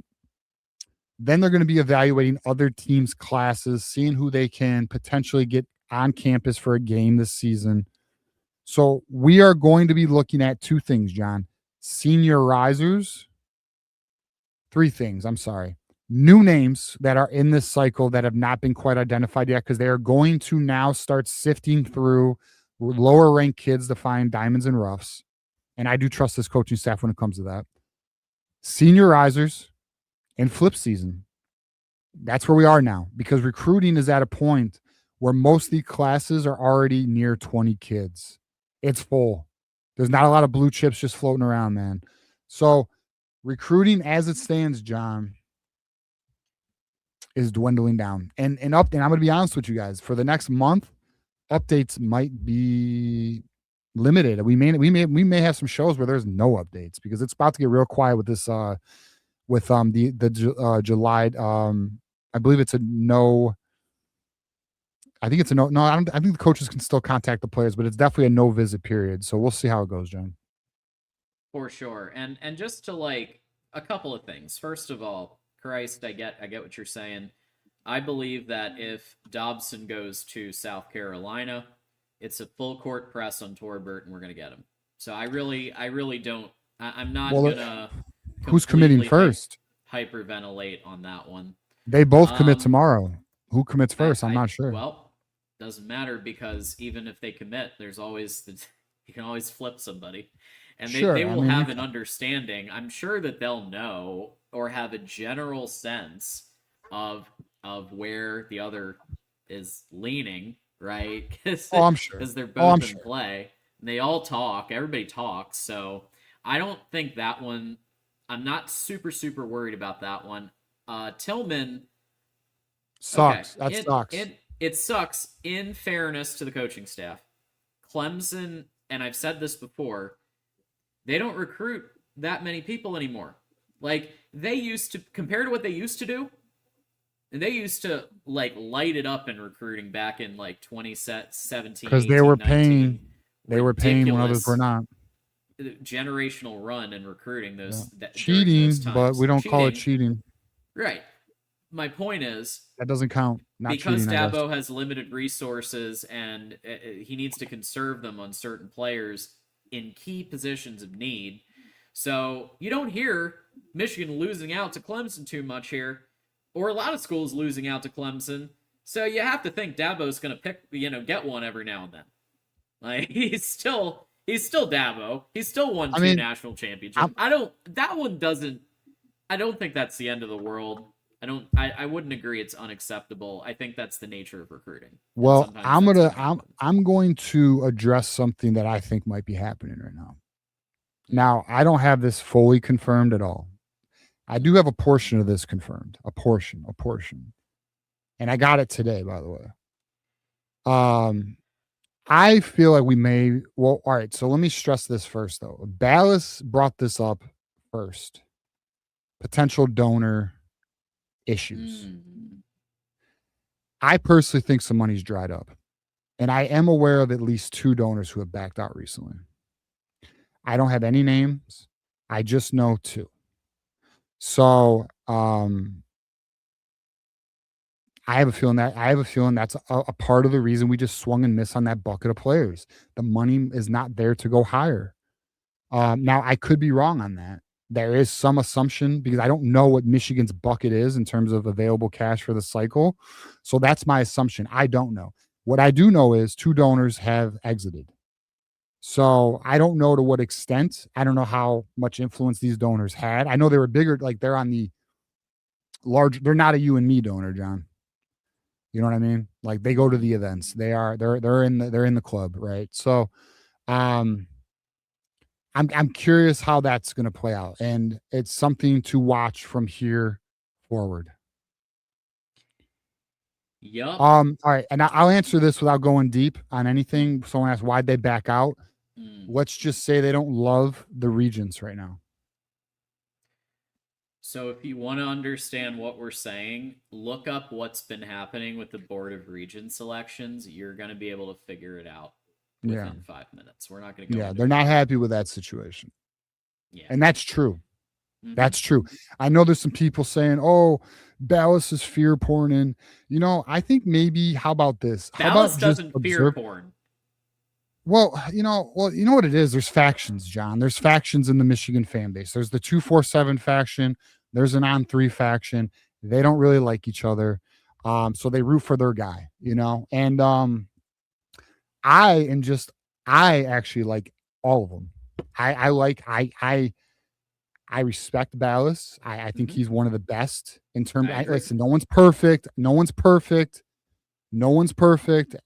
100% right all the time. And I respect Sam Webb because he is literally the epitome of a professional. But, some people would argue Sam Webb has kind of taken a step back recently because he's pursuing, in my opinion, this is assumption, I don't know this, but I feel like Sam is trying to level his game up in terms of his path as a media person. That's my assumption, just through observation. I don't know that, but he definitely has taken a slight step back from the whole insider. I mean, it appears that way. Maybe I'm wrong, but he's definitely not been as. It's been more his crew handling things, but you know, there is some validity to this donor situation because I'm serious as fuck when I say I received a text message today talking about some of this today. So we'll see. We'll see how it plays out. Yeah, and look, I think in general, I'll just say this. I mean, yeah, Ballas, in my opinion, is one of the best in the industry. When he like, yeah, and we look at everybody and we try to research everything. Yeah, right. like shout out Isaiah Hole, shout out fucking. Yeah, Isaiah's been on our show multiple times, right? Dennis Fithian's been on our show multiple times. Bring him back soon. At Aiden from there's count like we've had multiple of them on our show, and I think that they're gonna we're gonna continue to try to give you the best insights from everywhere, but I think at the end of the day, I think just watch the Board of Regents situation if you're following recruiting very carefully, watch the Board of Regents situation very carefully. Yeah, because all right, so here's the reality of that. Fuck. All right, it's not the full reality because I don't want to go too deep into it. But what I'm trying to say is the Regents sports are not their priority, man. They're just not. Listen, here's the truth about this is not just Michigan. This is board of trustees at other schools like Michigan State. They all have their freaking agendas, man. And it is not for the betterment of the school always. It's not for the betterment of athletics. It's for what they believe is best for their pursuits. And that's the sad reality of that. And that's not just a Michigan problem. But I will say there is a Michigan problem. And there is one more thing coming. The $12 million Jenner and Block investigation it's supposed to be out soon. The athletic department is supposed to be out soon. That's another factor. I'm sure. And we may be going live. Certain somebody is at the head of that athletic department. There may finally be enough cover to do what we've been hoping would happen. And find an actual real competent athletic director. See, what fucking sucks, John, is if the school was just neutral. Let's just say neutral. And just was for the betterment. But then one would argue, well, what does that really mean? And I know this is a complex debate. I know I'm making it sound more surface level than it is. But shit, just in terms of athletics, at least, just do what is best for the school. And let's fucking win. Michigan has so much more power.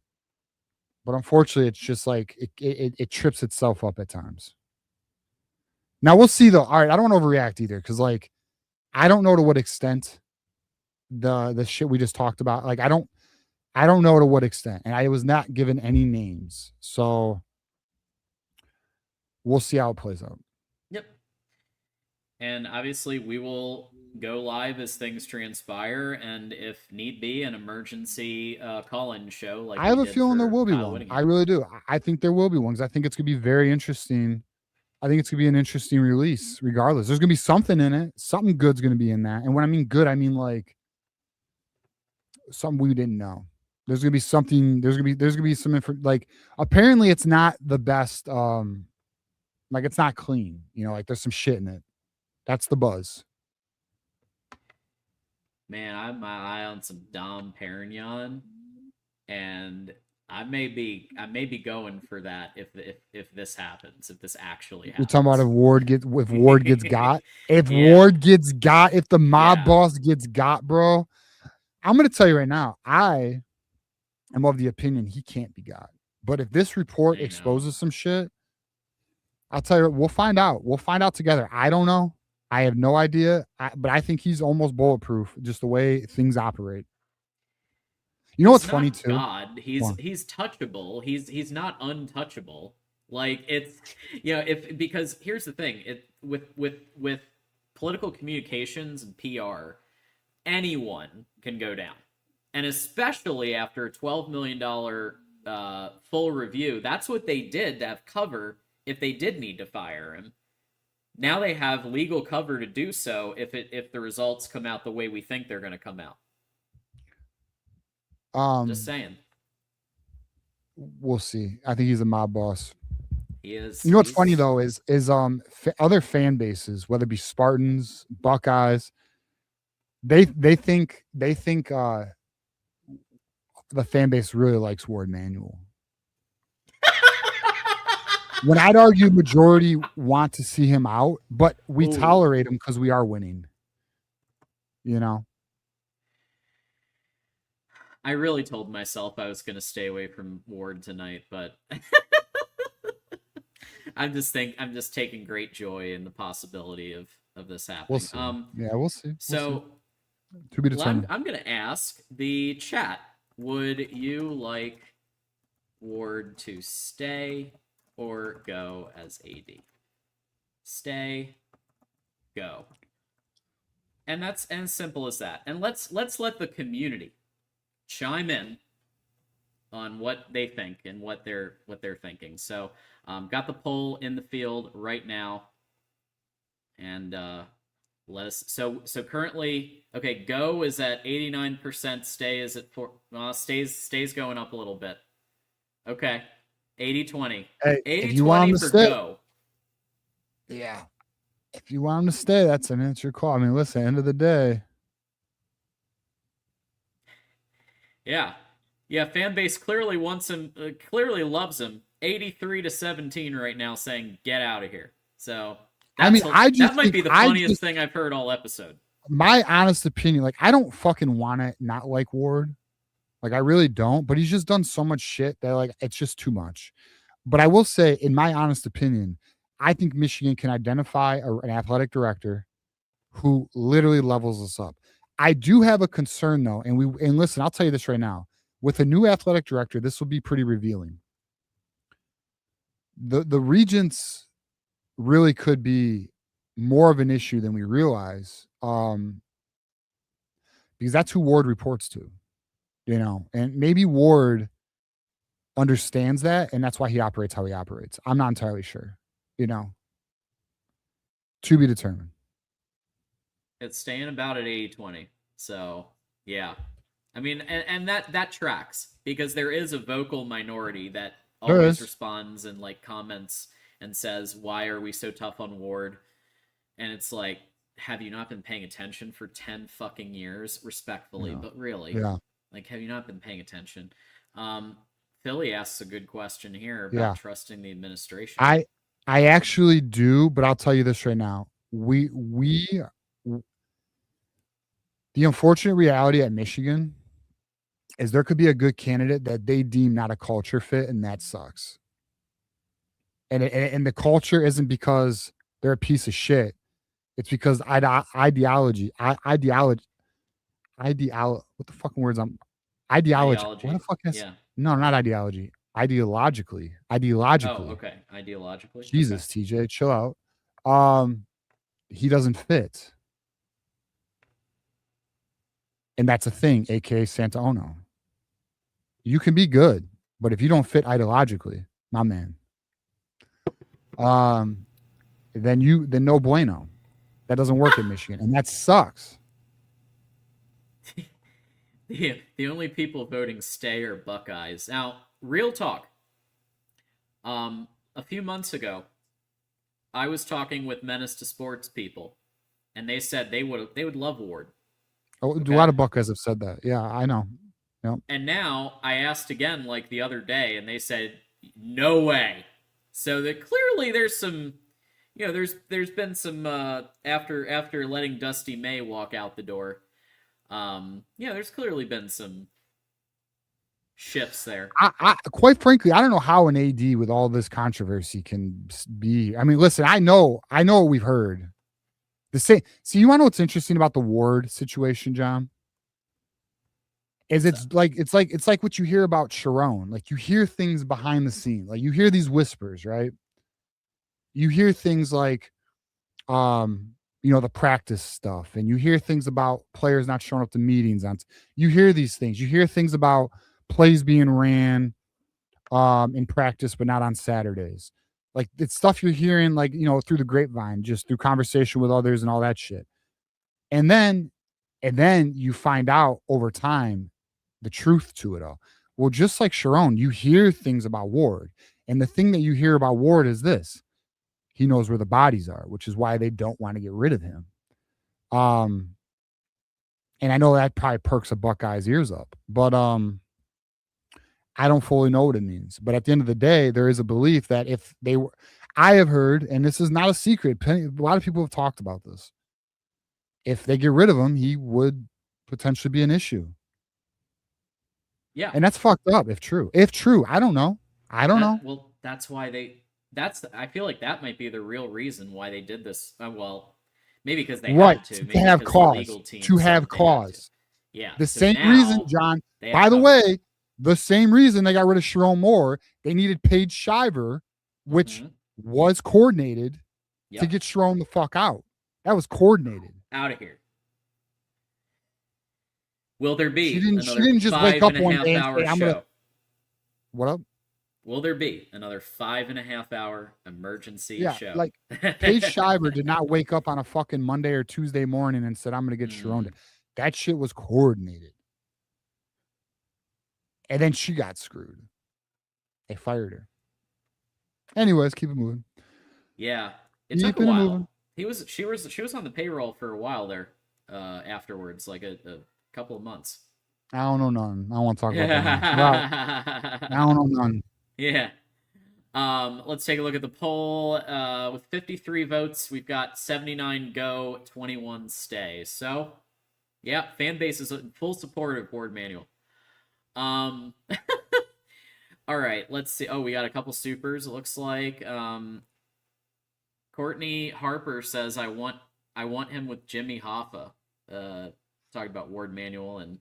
Why, easy now. What do you mean? Like the disappeared? Like the vault, the disappearing vault. No, chill out. We don't want. All right, chill. Listen, I know Ward's a mob boss. We don't want nobody disappearing. Relax. Yeah. We don't. Ward. Yeah, we don't. Ward, wish, just we go don't to wish Florida. That on anybody. Yeah, no. This is what I want Ward to do. Go to Florida, bro. Go enjoy your retirement. It's nice. Ask Johnny Olden how nice. Go hang out with Johnny Olden. Go do that. Johnny, is Johnny going to take one? Yeah, Johnny Olden, the Ward Manual can hang out, bro. Kicking it down in Florida, talking football. Go do that. Go enjoy your retirement. I'm sure the buyout's going to be wonderful. I'm sure Michigan's going to take care of you. Listen, I'll tell you what. I'm going to give him a kudos here. He's been losing some weight. Like he's been putting in that gym time. Like I'll give him that. I'm sure that GLP-1's working overtime right now. Yeah. No, I mean, credit to that. Listen, even with GLP, it's not the easiest thing in the world to do. You still gotta do a diet, still gotta do the exercise. So I'll give him that.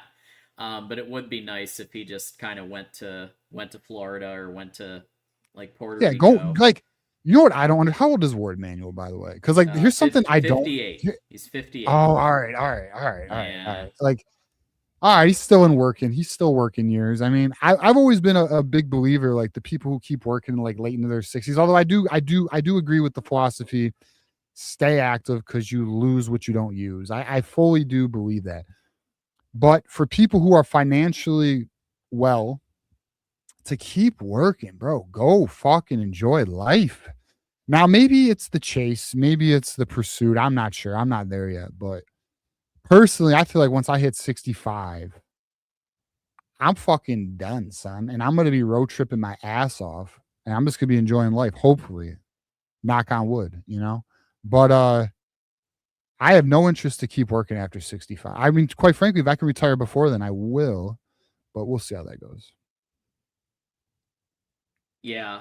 Anyway, so yeah, just to be clear, for any Ward supporters or Ward himself who might be watching this, because we know people watch, we are saying just enjoy your life. Go enjoy your life. Yeah, we don't need you to disappear. That's terrible. Courtney. Michigan's Michigan's the alma mater. You're a defensive tackle. We respect that. You put in the time. The coaches just so happen to win a couple of natties. Whoops. by mistake. It definitely wasn't intentional. We'll take them. But we'll take them. So anyway, moving on. Courtney's got a couple of them here in a row. Let's start a petition. Refuse to buy any gear until he's gone. I'm assuming that's Ward. Courtney, I'll tell you something right now. It is 100% factual. If the fan base united and said, you know what, until he's gone, we won't do X, we won't do Y, that can happen. But here's the reality, Courtney.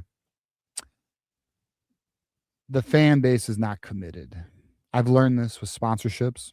I mean, I knew anyways, but at the end of the day, you need a full unified effort to get any type of change like that, like Sorsby, the quarterback who's no longer eligible to play college football. You need a unified effort and everybody being vocal. Unfortunately, there's not enough people who give a shit, so it's not going to happen. Now, mind you, let me stress this. These are trivial. These are small. There are far greater things in the world that deserve more attention. But considering this is a sports show, not a political show, we're talking unification on sports topics. All right, Courtney, chill. Did Courtney go crazy? Chill. Is Courtney doing an Elijah impression or a GT? No physical influence. GT is pretty wild too, man. Yeah. But thank you for the 5. But DMD, yeah, we don't want to encourage any type of, we're not wishing disappearance. Oh, I see what Courtney said. Dangerous. DMD, when we get it, I like great that. Question. When it's a good we question. Get a new AD, on good what question. basis are you guys going to determine if he's doing a good job or not? Thank you. Thank you. If he's doing, I mean, okay. it's okay. Go on. So I actually think I might do a video on this, but like one thing like off the dome that I can think of is proactivity. So I want to give you 2 examples of a proactive athletic director in the last year. The first example is the Indiana athletic director who took action while it was still the regular season, hadn't even gotten to playoffs yet. They re-sign Curt Cignetti to a huge contract and lock him in, and he's in for like years, right? That's proactive. He doesn't win the Natty for like 3 more months. Okay? That's proactive. That's good. Great job. Okay? That's one example. The second example is Arizona. Arizona locked up their basketball head coach while the games were still being played, or like right after the game. They agreed to terms, and Arizona locked up its basketball head coach. I'd say a little less proactively than Indiana. That was wild, multiple months before, but deserved. But again, he had the results. He was in the Final Four. Let's renew him. Those are 2 examples of a proactive athletic director. That's what I want to see at Michigan. I want to see a Jim Hackett. There's a third example. Jim Hackett went out, even though everybody said he couldn't. He goes out and calls Jim Harbaugh, who didn't have an agent, so it was actually Jim Harbaugh at the time, and got him to come to Michigan when everybody thought he was going to go to another NFL team. That's legit, okay? So I'm looking for somebody like that who can swing for the absolute fences and get us somebody that is for these coaches who are top notch. I'm not saying Nick Saban, but like similar level of elite status across sports. That's what I want to see. Michigan swinging for the fences all of the time. So let me hit on this because DMD thinks we are going off of feelings, not facts, and that's let me stress this. Real examples. So listen, always free to challenge, right? Always free to challenge. Let me just say this. I will tell you some facts. Here's a fact: Xavier Simpson was driving his car when he got in the accident. Facts. Here's another fact. He knew about fucking Sharon Moore. Fact. Here's another fact. Way Ward Manuel handled the Mel Pearson saga with the hockey team. Wild. The way Ward Manuel has handled every fucking contract negotiation from Bakich to Harbaugh to Dusty, it's been garbage. How about all the shit that we've had to experience like, how about the way he handled the Juwan Howard situation, where Juwan Howard hit the strength and conditioning staff, the strength and conditioning, because his son was there was an issue between Sanderson, isn't it John Sanderson? I think it was Sanderson. The way that was handled. Yeah, John. We had the worst season in college basketball history. And check this, DMD. Ward Manuel was considering to keep Juwan Howard. Do you know what made him get rid of Juwan Howard, which was clear as fuck the program was tanking in the wrong direction? It was because Juwan Howard said the reason he failed was because of NIL. Mind you, he then hires Dusty May with NIL promises. Ward Manuel, and then here's another one that's absolutely, you want a fact, DMD? I will give you a fucking 100% fact. He was against NIL. Santa Ono had to push his hand and force him. Santa Ono, in a meeting in December, when Santa Ono joined the university in late October, early November, said, I don't want to hear excuses. I want to hear reasons why we can. Because Ward Manuel was giving all the excuses in the world why Michigan cannot do NIL, which put us 2 years behind in competitive sports, which also put Sherrone in an even worse position because of the lack of talent. But at the end of the day, Sherrone was not a great hire. Ward Manuel is reactive, not proactive. I want an innovative, aggressive athletic director that wants to do what is best for Michigan and not be afraid to close a fucking deal, my guy. Yeah. He's just not a killer. He's not a killer. Cutthroat, business guy. He was good. He would be good in 2003. Agree. It's a new era. I need a Dave Poloquin type hire at athletic director. I need someone who is innovative, at the top of the food chain, and a fucking killer. That is what we need. And there's no reason Michigan can't get that. We are Michigan. Yes. And you want to talk about facts. In 2024, a book was released called The Price, What It Takes to Win. It was heavily sourced by the people who know. If you don't believe it, literally look at the back and look at all the sourcing that book had, right? We're talking primary sources out the waz. And it was very clear that Harbaugh did not feel he had an ally in Ward, okay? That's a fact. That's indisputable that we've heard from 7 different places. Quote, Jim Harbaugh said, I wish I had an athletic director who had my back against the Regents. And we talked about the Regents just a little bit ago. It's a real thing. Listen, we could be Michigan fans and be like, you know what? No, we're perfect. There's nothing. Or we could just be honest about the reality. And it's not all rosy. Like, the reality is there's some muck at the top, quite frankly. And it is what it is. Like, we don't got to dive deep into the region component, but we can dive deep into the athletic component. And at the end of the day, I think it is fair to say we can do better at the athletic director position. Now, we don't have to agree on that. That's all good. That's all good. But at the end of the day, I think there's opportunity to improve in that area. Facts. Okay. So Goats, thank you for the 5. I think we might want to stay away from answering this. Could we determine the names? I mean, we could determine the names. I will say this: who would vote always pay attention to the region vote. Actually, always pay attention, anyways. Even though I know, listen, I know. You know what's funny? I got a ballot and I looked at it and I was like, damn, I literally am not versed. I don't even they want me to vote on things that I am just not versed on because I've not put the time into it. Mm-hmm. But my point being is, pay attention. Yeah, pay attention. I think that's a good general rule of thumb for this stuff is to just pay attention. Your research. Don't walk and never blind vote. As hey, down the middle as I can. Yeah. Never go into the voting booth not knowing who the names are. Yeah, I will simply say this. That's fair, never right? blind vote. Never blind vote, dude. Never. You don't know what you're voting. Never do your research. And if you can't do your research, well, I'm not gonna tell you what to do. But yeah. Courtney says we unified to get rid of Dave Brandon.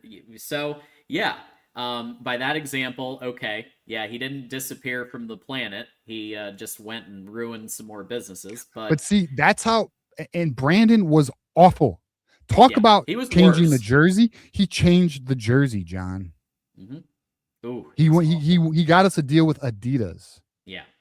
The big house was getting empty. So he was giving away free tickets. Yep. Here's a little memento from those days right here. There you go. There you go.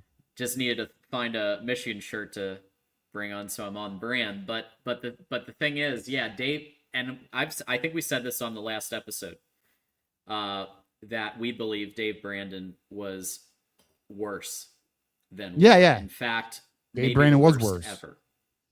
He was very Ward bad. was better than Dave Brandon. That's not a debate.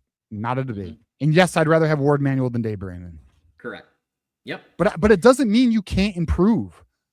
Like, it's okay to try and be better. Athletes do it all the time. Do you think athletes say, you know what, I'm good, why get better? Why do we have the same mentality as fans? Well, it's good, why try and get better? Why not? It's like, let me give you an example, John. When I gave the position in February that the Michigan basketball team was natty or bust, I had pushback from the fan base saying, no, Sweet 16, or I'm sorry, an Elite 8 would be fine, or a Sweet 6. No, it was clearly natty or bust because the team was that good, playing that well. And what happened, John? Natty. Okay, it is okay to want better for your team, but not unreasonably. If there's reason to justify position, then why not want more? I have reason to justify a better athletic director at Michigan. I will tell you my reason. Because Michigan is one of the greatest brands in college sports, period. It has an amazing, profitable athletic department. There are a lot of athletic directors who would love this opportunity. And they're out there. You just got to find them.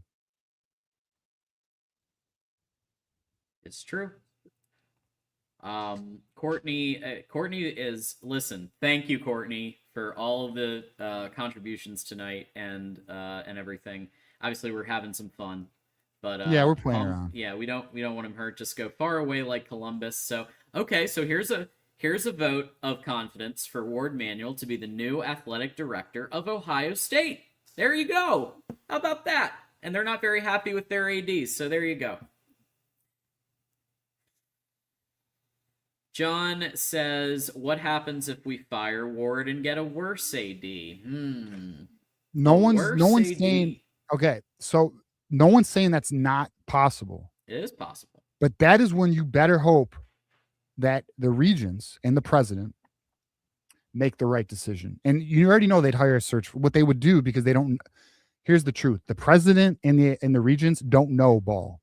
Mm-hmm. They have no idea what the hell they're doing. So they would 100%. They would hire a firm. They would hire a firm because they don't know. Because they don't know what the fuck they're doing, bro. And that's another problem. When you have a leadership who doesn't know what the fuck they're doing when it comes to athletics, making decisions about athletics. That sucks. Yeah. And John, that is what you're saying is possible. Like, that's theoretically possible. I just feel like the bar is so low that any future athletic director probably is going to handle some of what happened the last 10 years a little better. But you know what? There's a way to limit the probability of a bad hire, and it's called doing your due diligence and doing your homework. You can, without question, vet enough candidates to where you find one that you are confident in. Look how well the coaching staff hires have been. Look how well the coaching, the football office hires have been. Excellent. There's no reason you cannot achieve the same thing with the athletic director. TJ, we have some breaking news. From Wolverine, not so casual with the 5. That's huge. Mustafa's coming back. He's staying for this next season. That is massive. Lockdown JP, and we are cooking. Yep, I agree. So here it is. I'm pulling it up. John Rothstein. Mustafa Cham is staying at Michigan and will play for the Wolverines next season. The 7'2" big man averages 12. Well, we know what he did. All right. That is positive. Let's just repost that. But listen, it's we'll see how the season goes. I am very curious to see how Mike Boynton does with a roster in the top 5 to 10.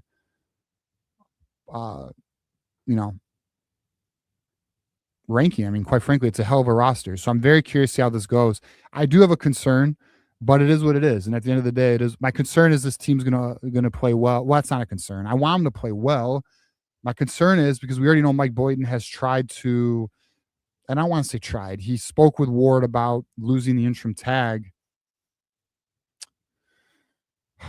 My concern is locking him into 3 years and then finding ourselves in 2 years looking for a new coach. Hopefully, I'm wrong though, and hopefully everything goes well. So I am hoping and rooting Mike Boynton does do well, and I am hoping that Mike Boynton can duplicate the success I am confident he will have this year. We should be a top 10 team.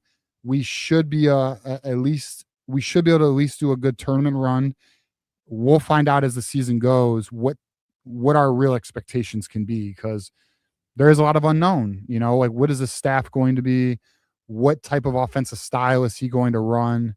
There's a lot to learn there. For sure. Hey, how about Mark Rogers' Voice College Football showing up and giving some compliments? My Michigan guys, John and TJ, continue to tear it up. Good to see you guys. Thank you. Thank you, Mark. And yeah, it's always great. Always great to see the Voice of College Football himself. And you can check his show out. He's bringing it back, the college football show with Mark Rogers on the main channel, Monday through Friday, 9 p.m. Eastern, starting Monday. And it's the perfect time because of the media days. So I'm sure he's gonna have lots of guests on talking through Big 12 media days and the various conference media days in July. So perfect time to come back, Mark, and to bring this daily show back. So we'll definitely be letting everybody know and sending everybody over your way on Tuesdays too. Matt Miller, speaking of Voice College Football, Matt Miller, host of the Texas channel. Thanks, Matt. With the 10. As a UT fan, Chris Del Conte, the best AD, fired Tom Herman and hired Stark in the same 24 hours.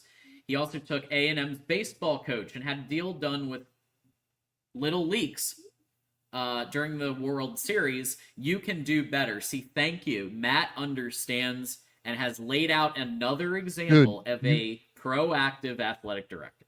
You need a killer, bro. Like, Ward is just like, if I was in business, like, all right, so if I owned a business, I want killers, man. And I feel like Ward to me is a patient chess player. And that's not necessarily terrible. Okay, that's not necessarily terrible. But I like proactive, aggressive moves, not reactive response moves. And that's like Ward lets the board fall to him instead of being the disruptor. Right? Ward allows it to come. It's like the coaches, right? Okay, well, here's the contract, sign when you're ready. No. Let's close, bro. Let's figure out how to close. All right. All right, we got John with the 2. Ward better than Ross Bjork all day, despite the BS. I mean, I think in a lot of areas you're right. There's some part of me that still really likes Bjork and just how he's willing to play the NIL game. There's something about that. He really hasn't. What's like his most marquee hire as of now, though? It's kind of early still, right? Because Ryan Day's still at OSU. Yeah, he messed up the coaching situation or the basketball situation. Messed up the basketball. That's fair. Look, I'll say this. I'm not saying Ward. I really would like to understand somebody. You know what I do? I need to dive a little deeper because I do know someone who does know both situations. Why does it seem like Ohio State has such a green light to be aggressive? Like, for example, recruiting. Check this thought out. Ohio State does not have more money in terms of money that can be raised. Okay. Even Ohio State fans will tell you Michigan probably is the more wealthy school. The difference is Ohio State is able to raise the NIL to be on the level of an Oregon and A&M. Now, I'm not even asking Michigan to be on that level, but I, like many of you, the standard should be top 10 classes, period. You know, and right now we're teetering on that line. True. Now, is that more of a region issue, or is that more of a now right now we are having a bit of a region issue, but is that more of a region issue, or is that more of an athletic director issue? I'm just, like, listen, and if anyone thinks just like mozzarella sticks, not all mozzarella sticks all athletic directors are not the same. Right. Like, there are literally athletic directors who are better at closing, better at raising donations, raising funds, holding events, getting people to come. That is life. There are just people who are it.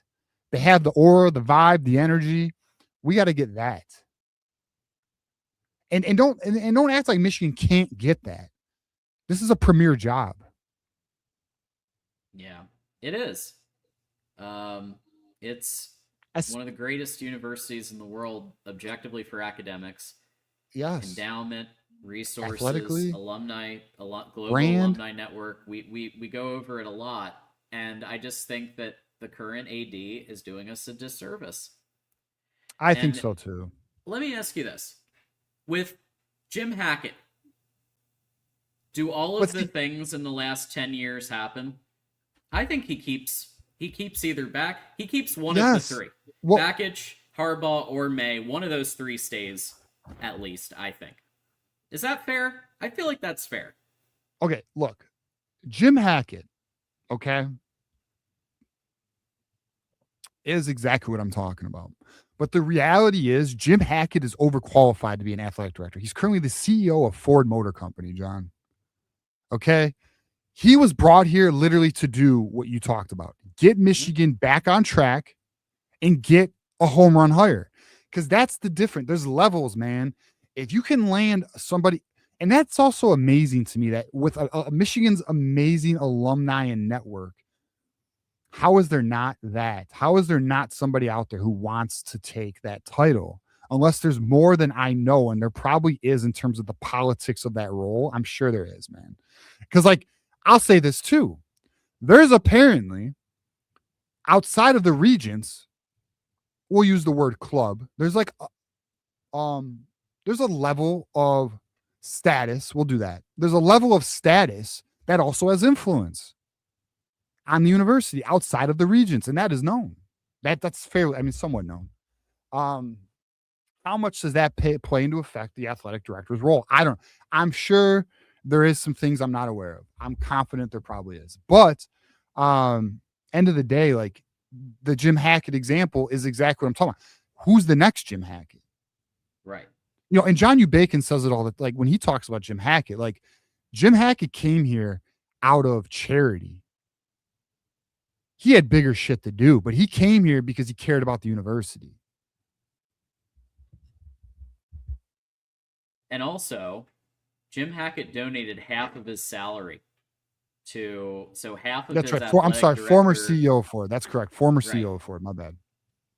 This is really, really cool. He donated half of his salary to Athletes Connected, which is about like mental health of student athletes, and it supports that. Yeah, because he didn't need it. It's so cool. Because he didn't need it. He came here for charity, bro. I'm telling you. Mm-hmm. Yeah. Well, hey, maybe we can like listen to this email from Jim Hackett. I'm actually looking at it right now. In 2018, he goes, so Jim Hackett sent an email to Ford employees that read, 2018 was mediocre by any standard. Yes, we made $7 billion last year, but think of it this way. This represents a 4.4% operating margin, about half of what we believe is appropriate margin. So we are aiming for a closer to 14 billion. So they made $7 billion, John, and they weren't satisfied. And that's what I'm fucking looking for in an athletic director. Just because you're good doesn't mean you can't sustain greatness. So figure it out. And every competitor should want that. True, yeah, he's got it. Yeah, he's definitely got it. So, all right, and thank you, Mar, for that update. Appreciate that. Yeah, so Jim Farley, the new CEO. That's crazy. All right, let me just answer. That's crazy. Josh Pate did a video on the premier jobs, and he did a top 10. He mentioned Well, 18 without that mentioning. tracks. Then he's a fucking moron. I mean, listen. I mean, here's the reality though. Josh Pate's actually my favorite college football commentary guy, but Sure. it's idiotic. That's insane. Like that's fucking insane. Actually, I would debate. I'd be willing to debate Josh Pate on that. Yeah, That's Josh wild. Pate, you want to come on and Debate Michigan. Let's go. Debate. We're happy to have you anytime. If y'all I will wanna have a see team Josh of Pate, savages have me ready for that debate. I already know who I'd reach out to. if Shout y'all out to Wolverine Casual, by the way. yeah, Wolverine He's a not so savage. casual would get us right. But He's a also, y'all, if you want people like Josh Pate on the show, tweet at him.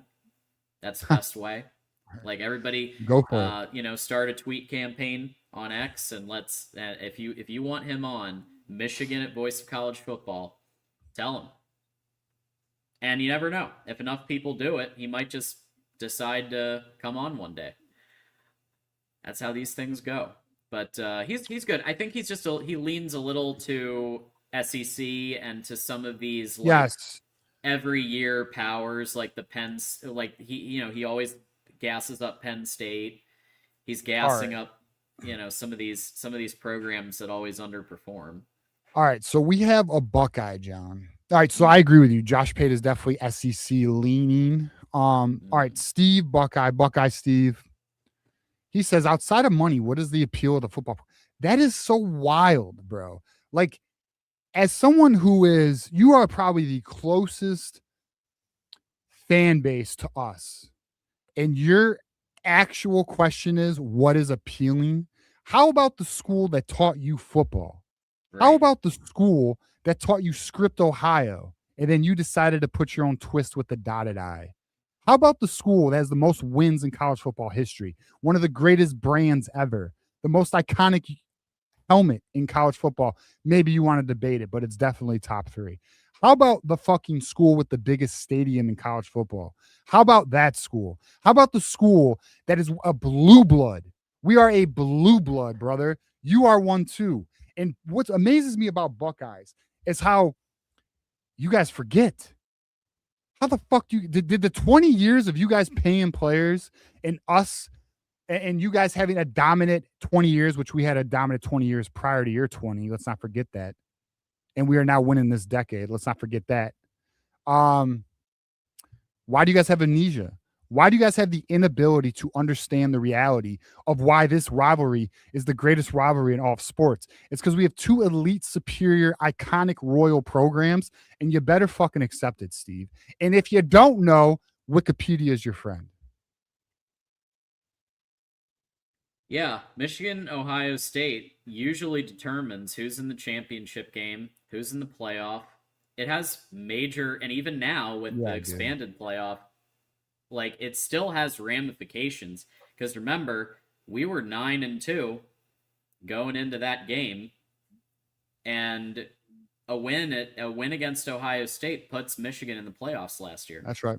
That's right. Even with all the shit that was going on. And guess what? If we were in the 14 playoff, you wouldn't have been in the playoffs the year prior because you lost to Michigan.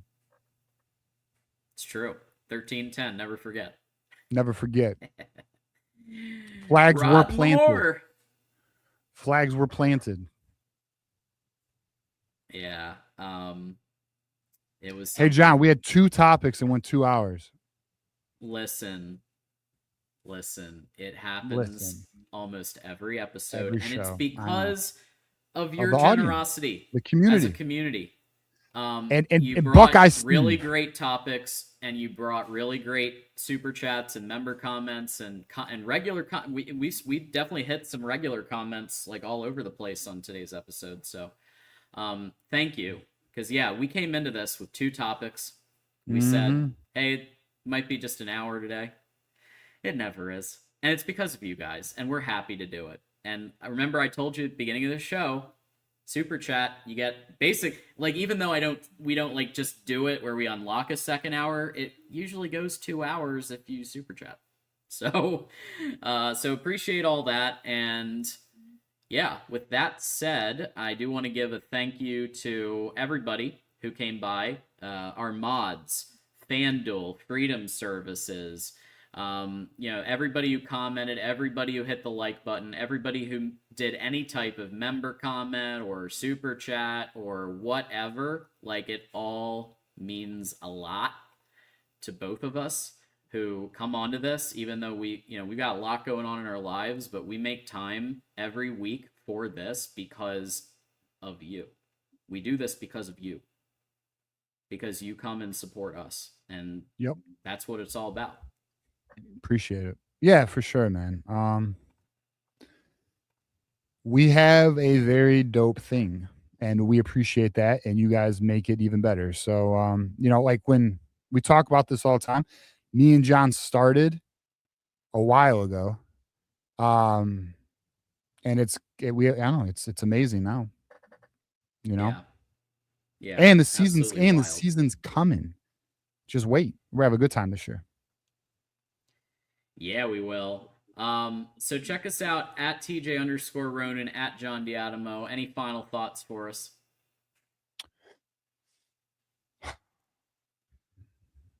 No, I don't have any final thoughts. I am good. Yeah. I've said them all. I've said them all in the last 2 hours. Are we so Thursday at 8? Do we have? Yeah, we are on target for Thursday at 8 p.m. We are on target for Thursday at 8 p.m. Eastern, the call-in show with TJ and Johnny Olden Jr. So I almost forgot about that. Shame on for me. real. Check it Hey, out. if anyone disagrees, do not fear calling into the Thursday 8 p.m. call-in show. Let's debate, man. Let's have conversations. It will be respectful, especially if you're respectful. If you're not respectful, we can get into it. But yeah. Listen, no, you don't need to agree. Like that's my hope for this show, is you can listen to our perspectives and critically think, you know what, I don't agree with that position. All right. Cool. Well, come debate. Come debate. We're good. I am always open to new perspective. It's possible I evolve a position. I never stay fixed. Ever. Even when I'm sure. I still remain open. Sure. Okay. So if you want to debate, offer a counter position on anything we laid out outside of honey mustard and mozzarella sticks, you're wrong. It's the best. Outside of jersey sponsorships, you're wrong. It shouldn't happen. But outside of those, I'm very open. Yeah. So come give your take. It'll be right before the 4th of July, so that'll be fun. And TJ and Johnny will be there. I'll probably hang out and chat, as I try to do. And we'll just do it that way. And I am hoping that that Thursday or Friday we'll circle the exact hour. But we might just do it the hour before your call-in show, or whatever works for you. But we'll figure it out. I'm not gonna lie. My schedule is chaotic. My schedule's pretty chaotic right now. I'm not gonna lie. So we'll see. Yeah. We'll figure it out though. Absolutely. All right. Like, I don't even yeah. Yeah. Well, like it's 10:30 and I'm just getting done today, you know. I know. Tired, this one really went long, but you know what? I'm glad you guys. Yeah. I'm not mad. Yeah. Okay, folks. So you didn't give a final thought, so I will just say, go blue and fuck Ohio, and let's call it a night. Till next time, John Diadamo, TJ Ronin. Go blue, and we'll see you next time. Go blue. Check out our members; they're awesome.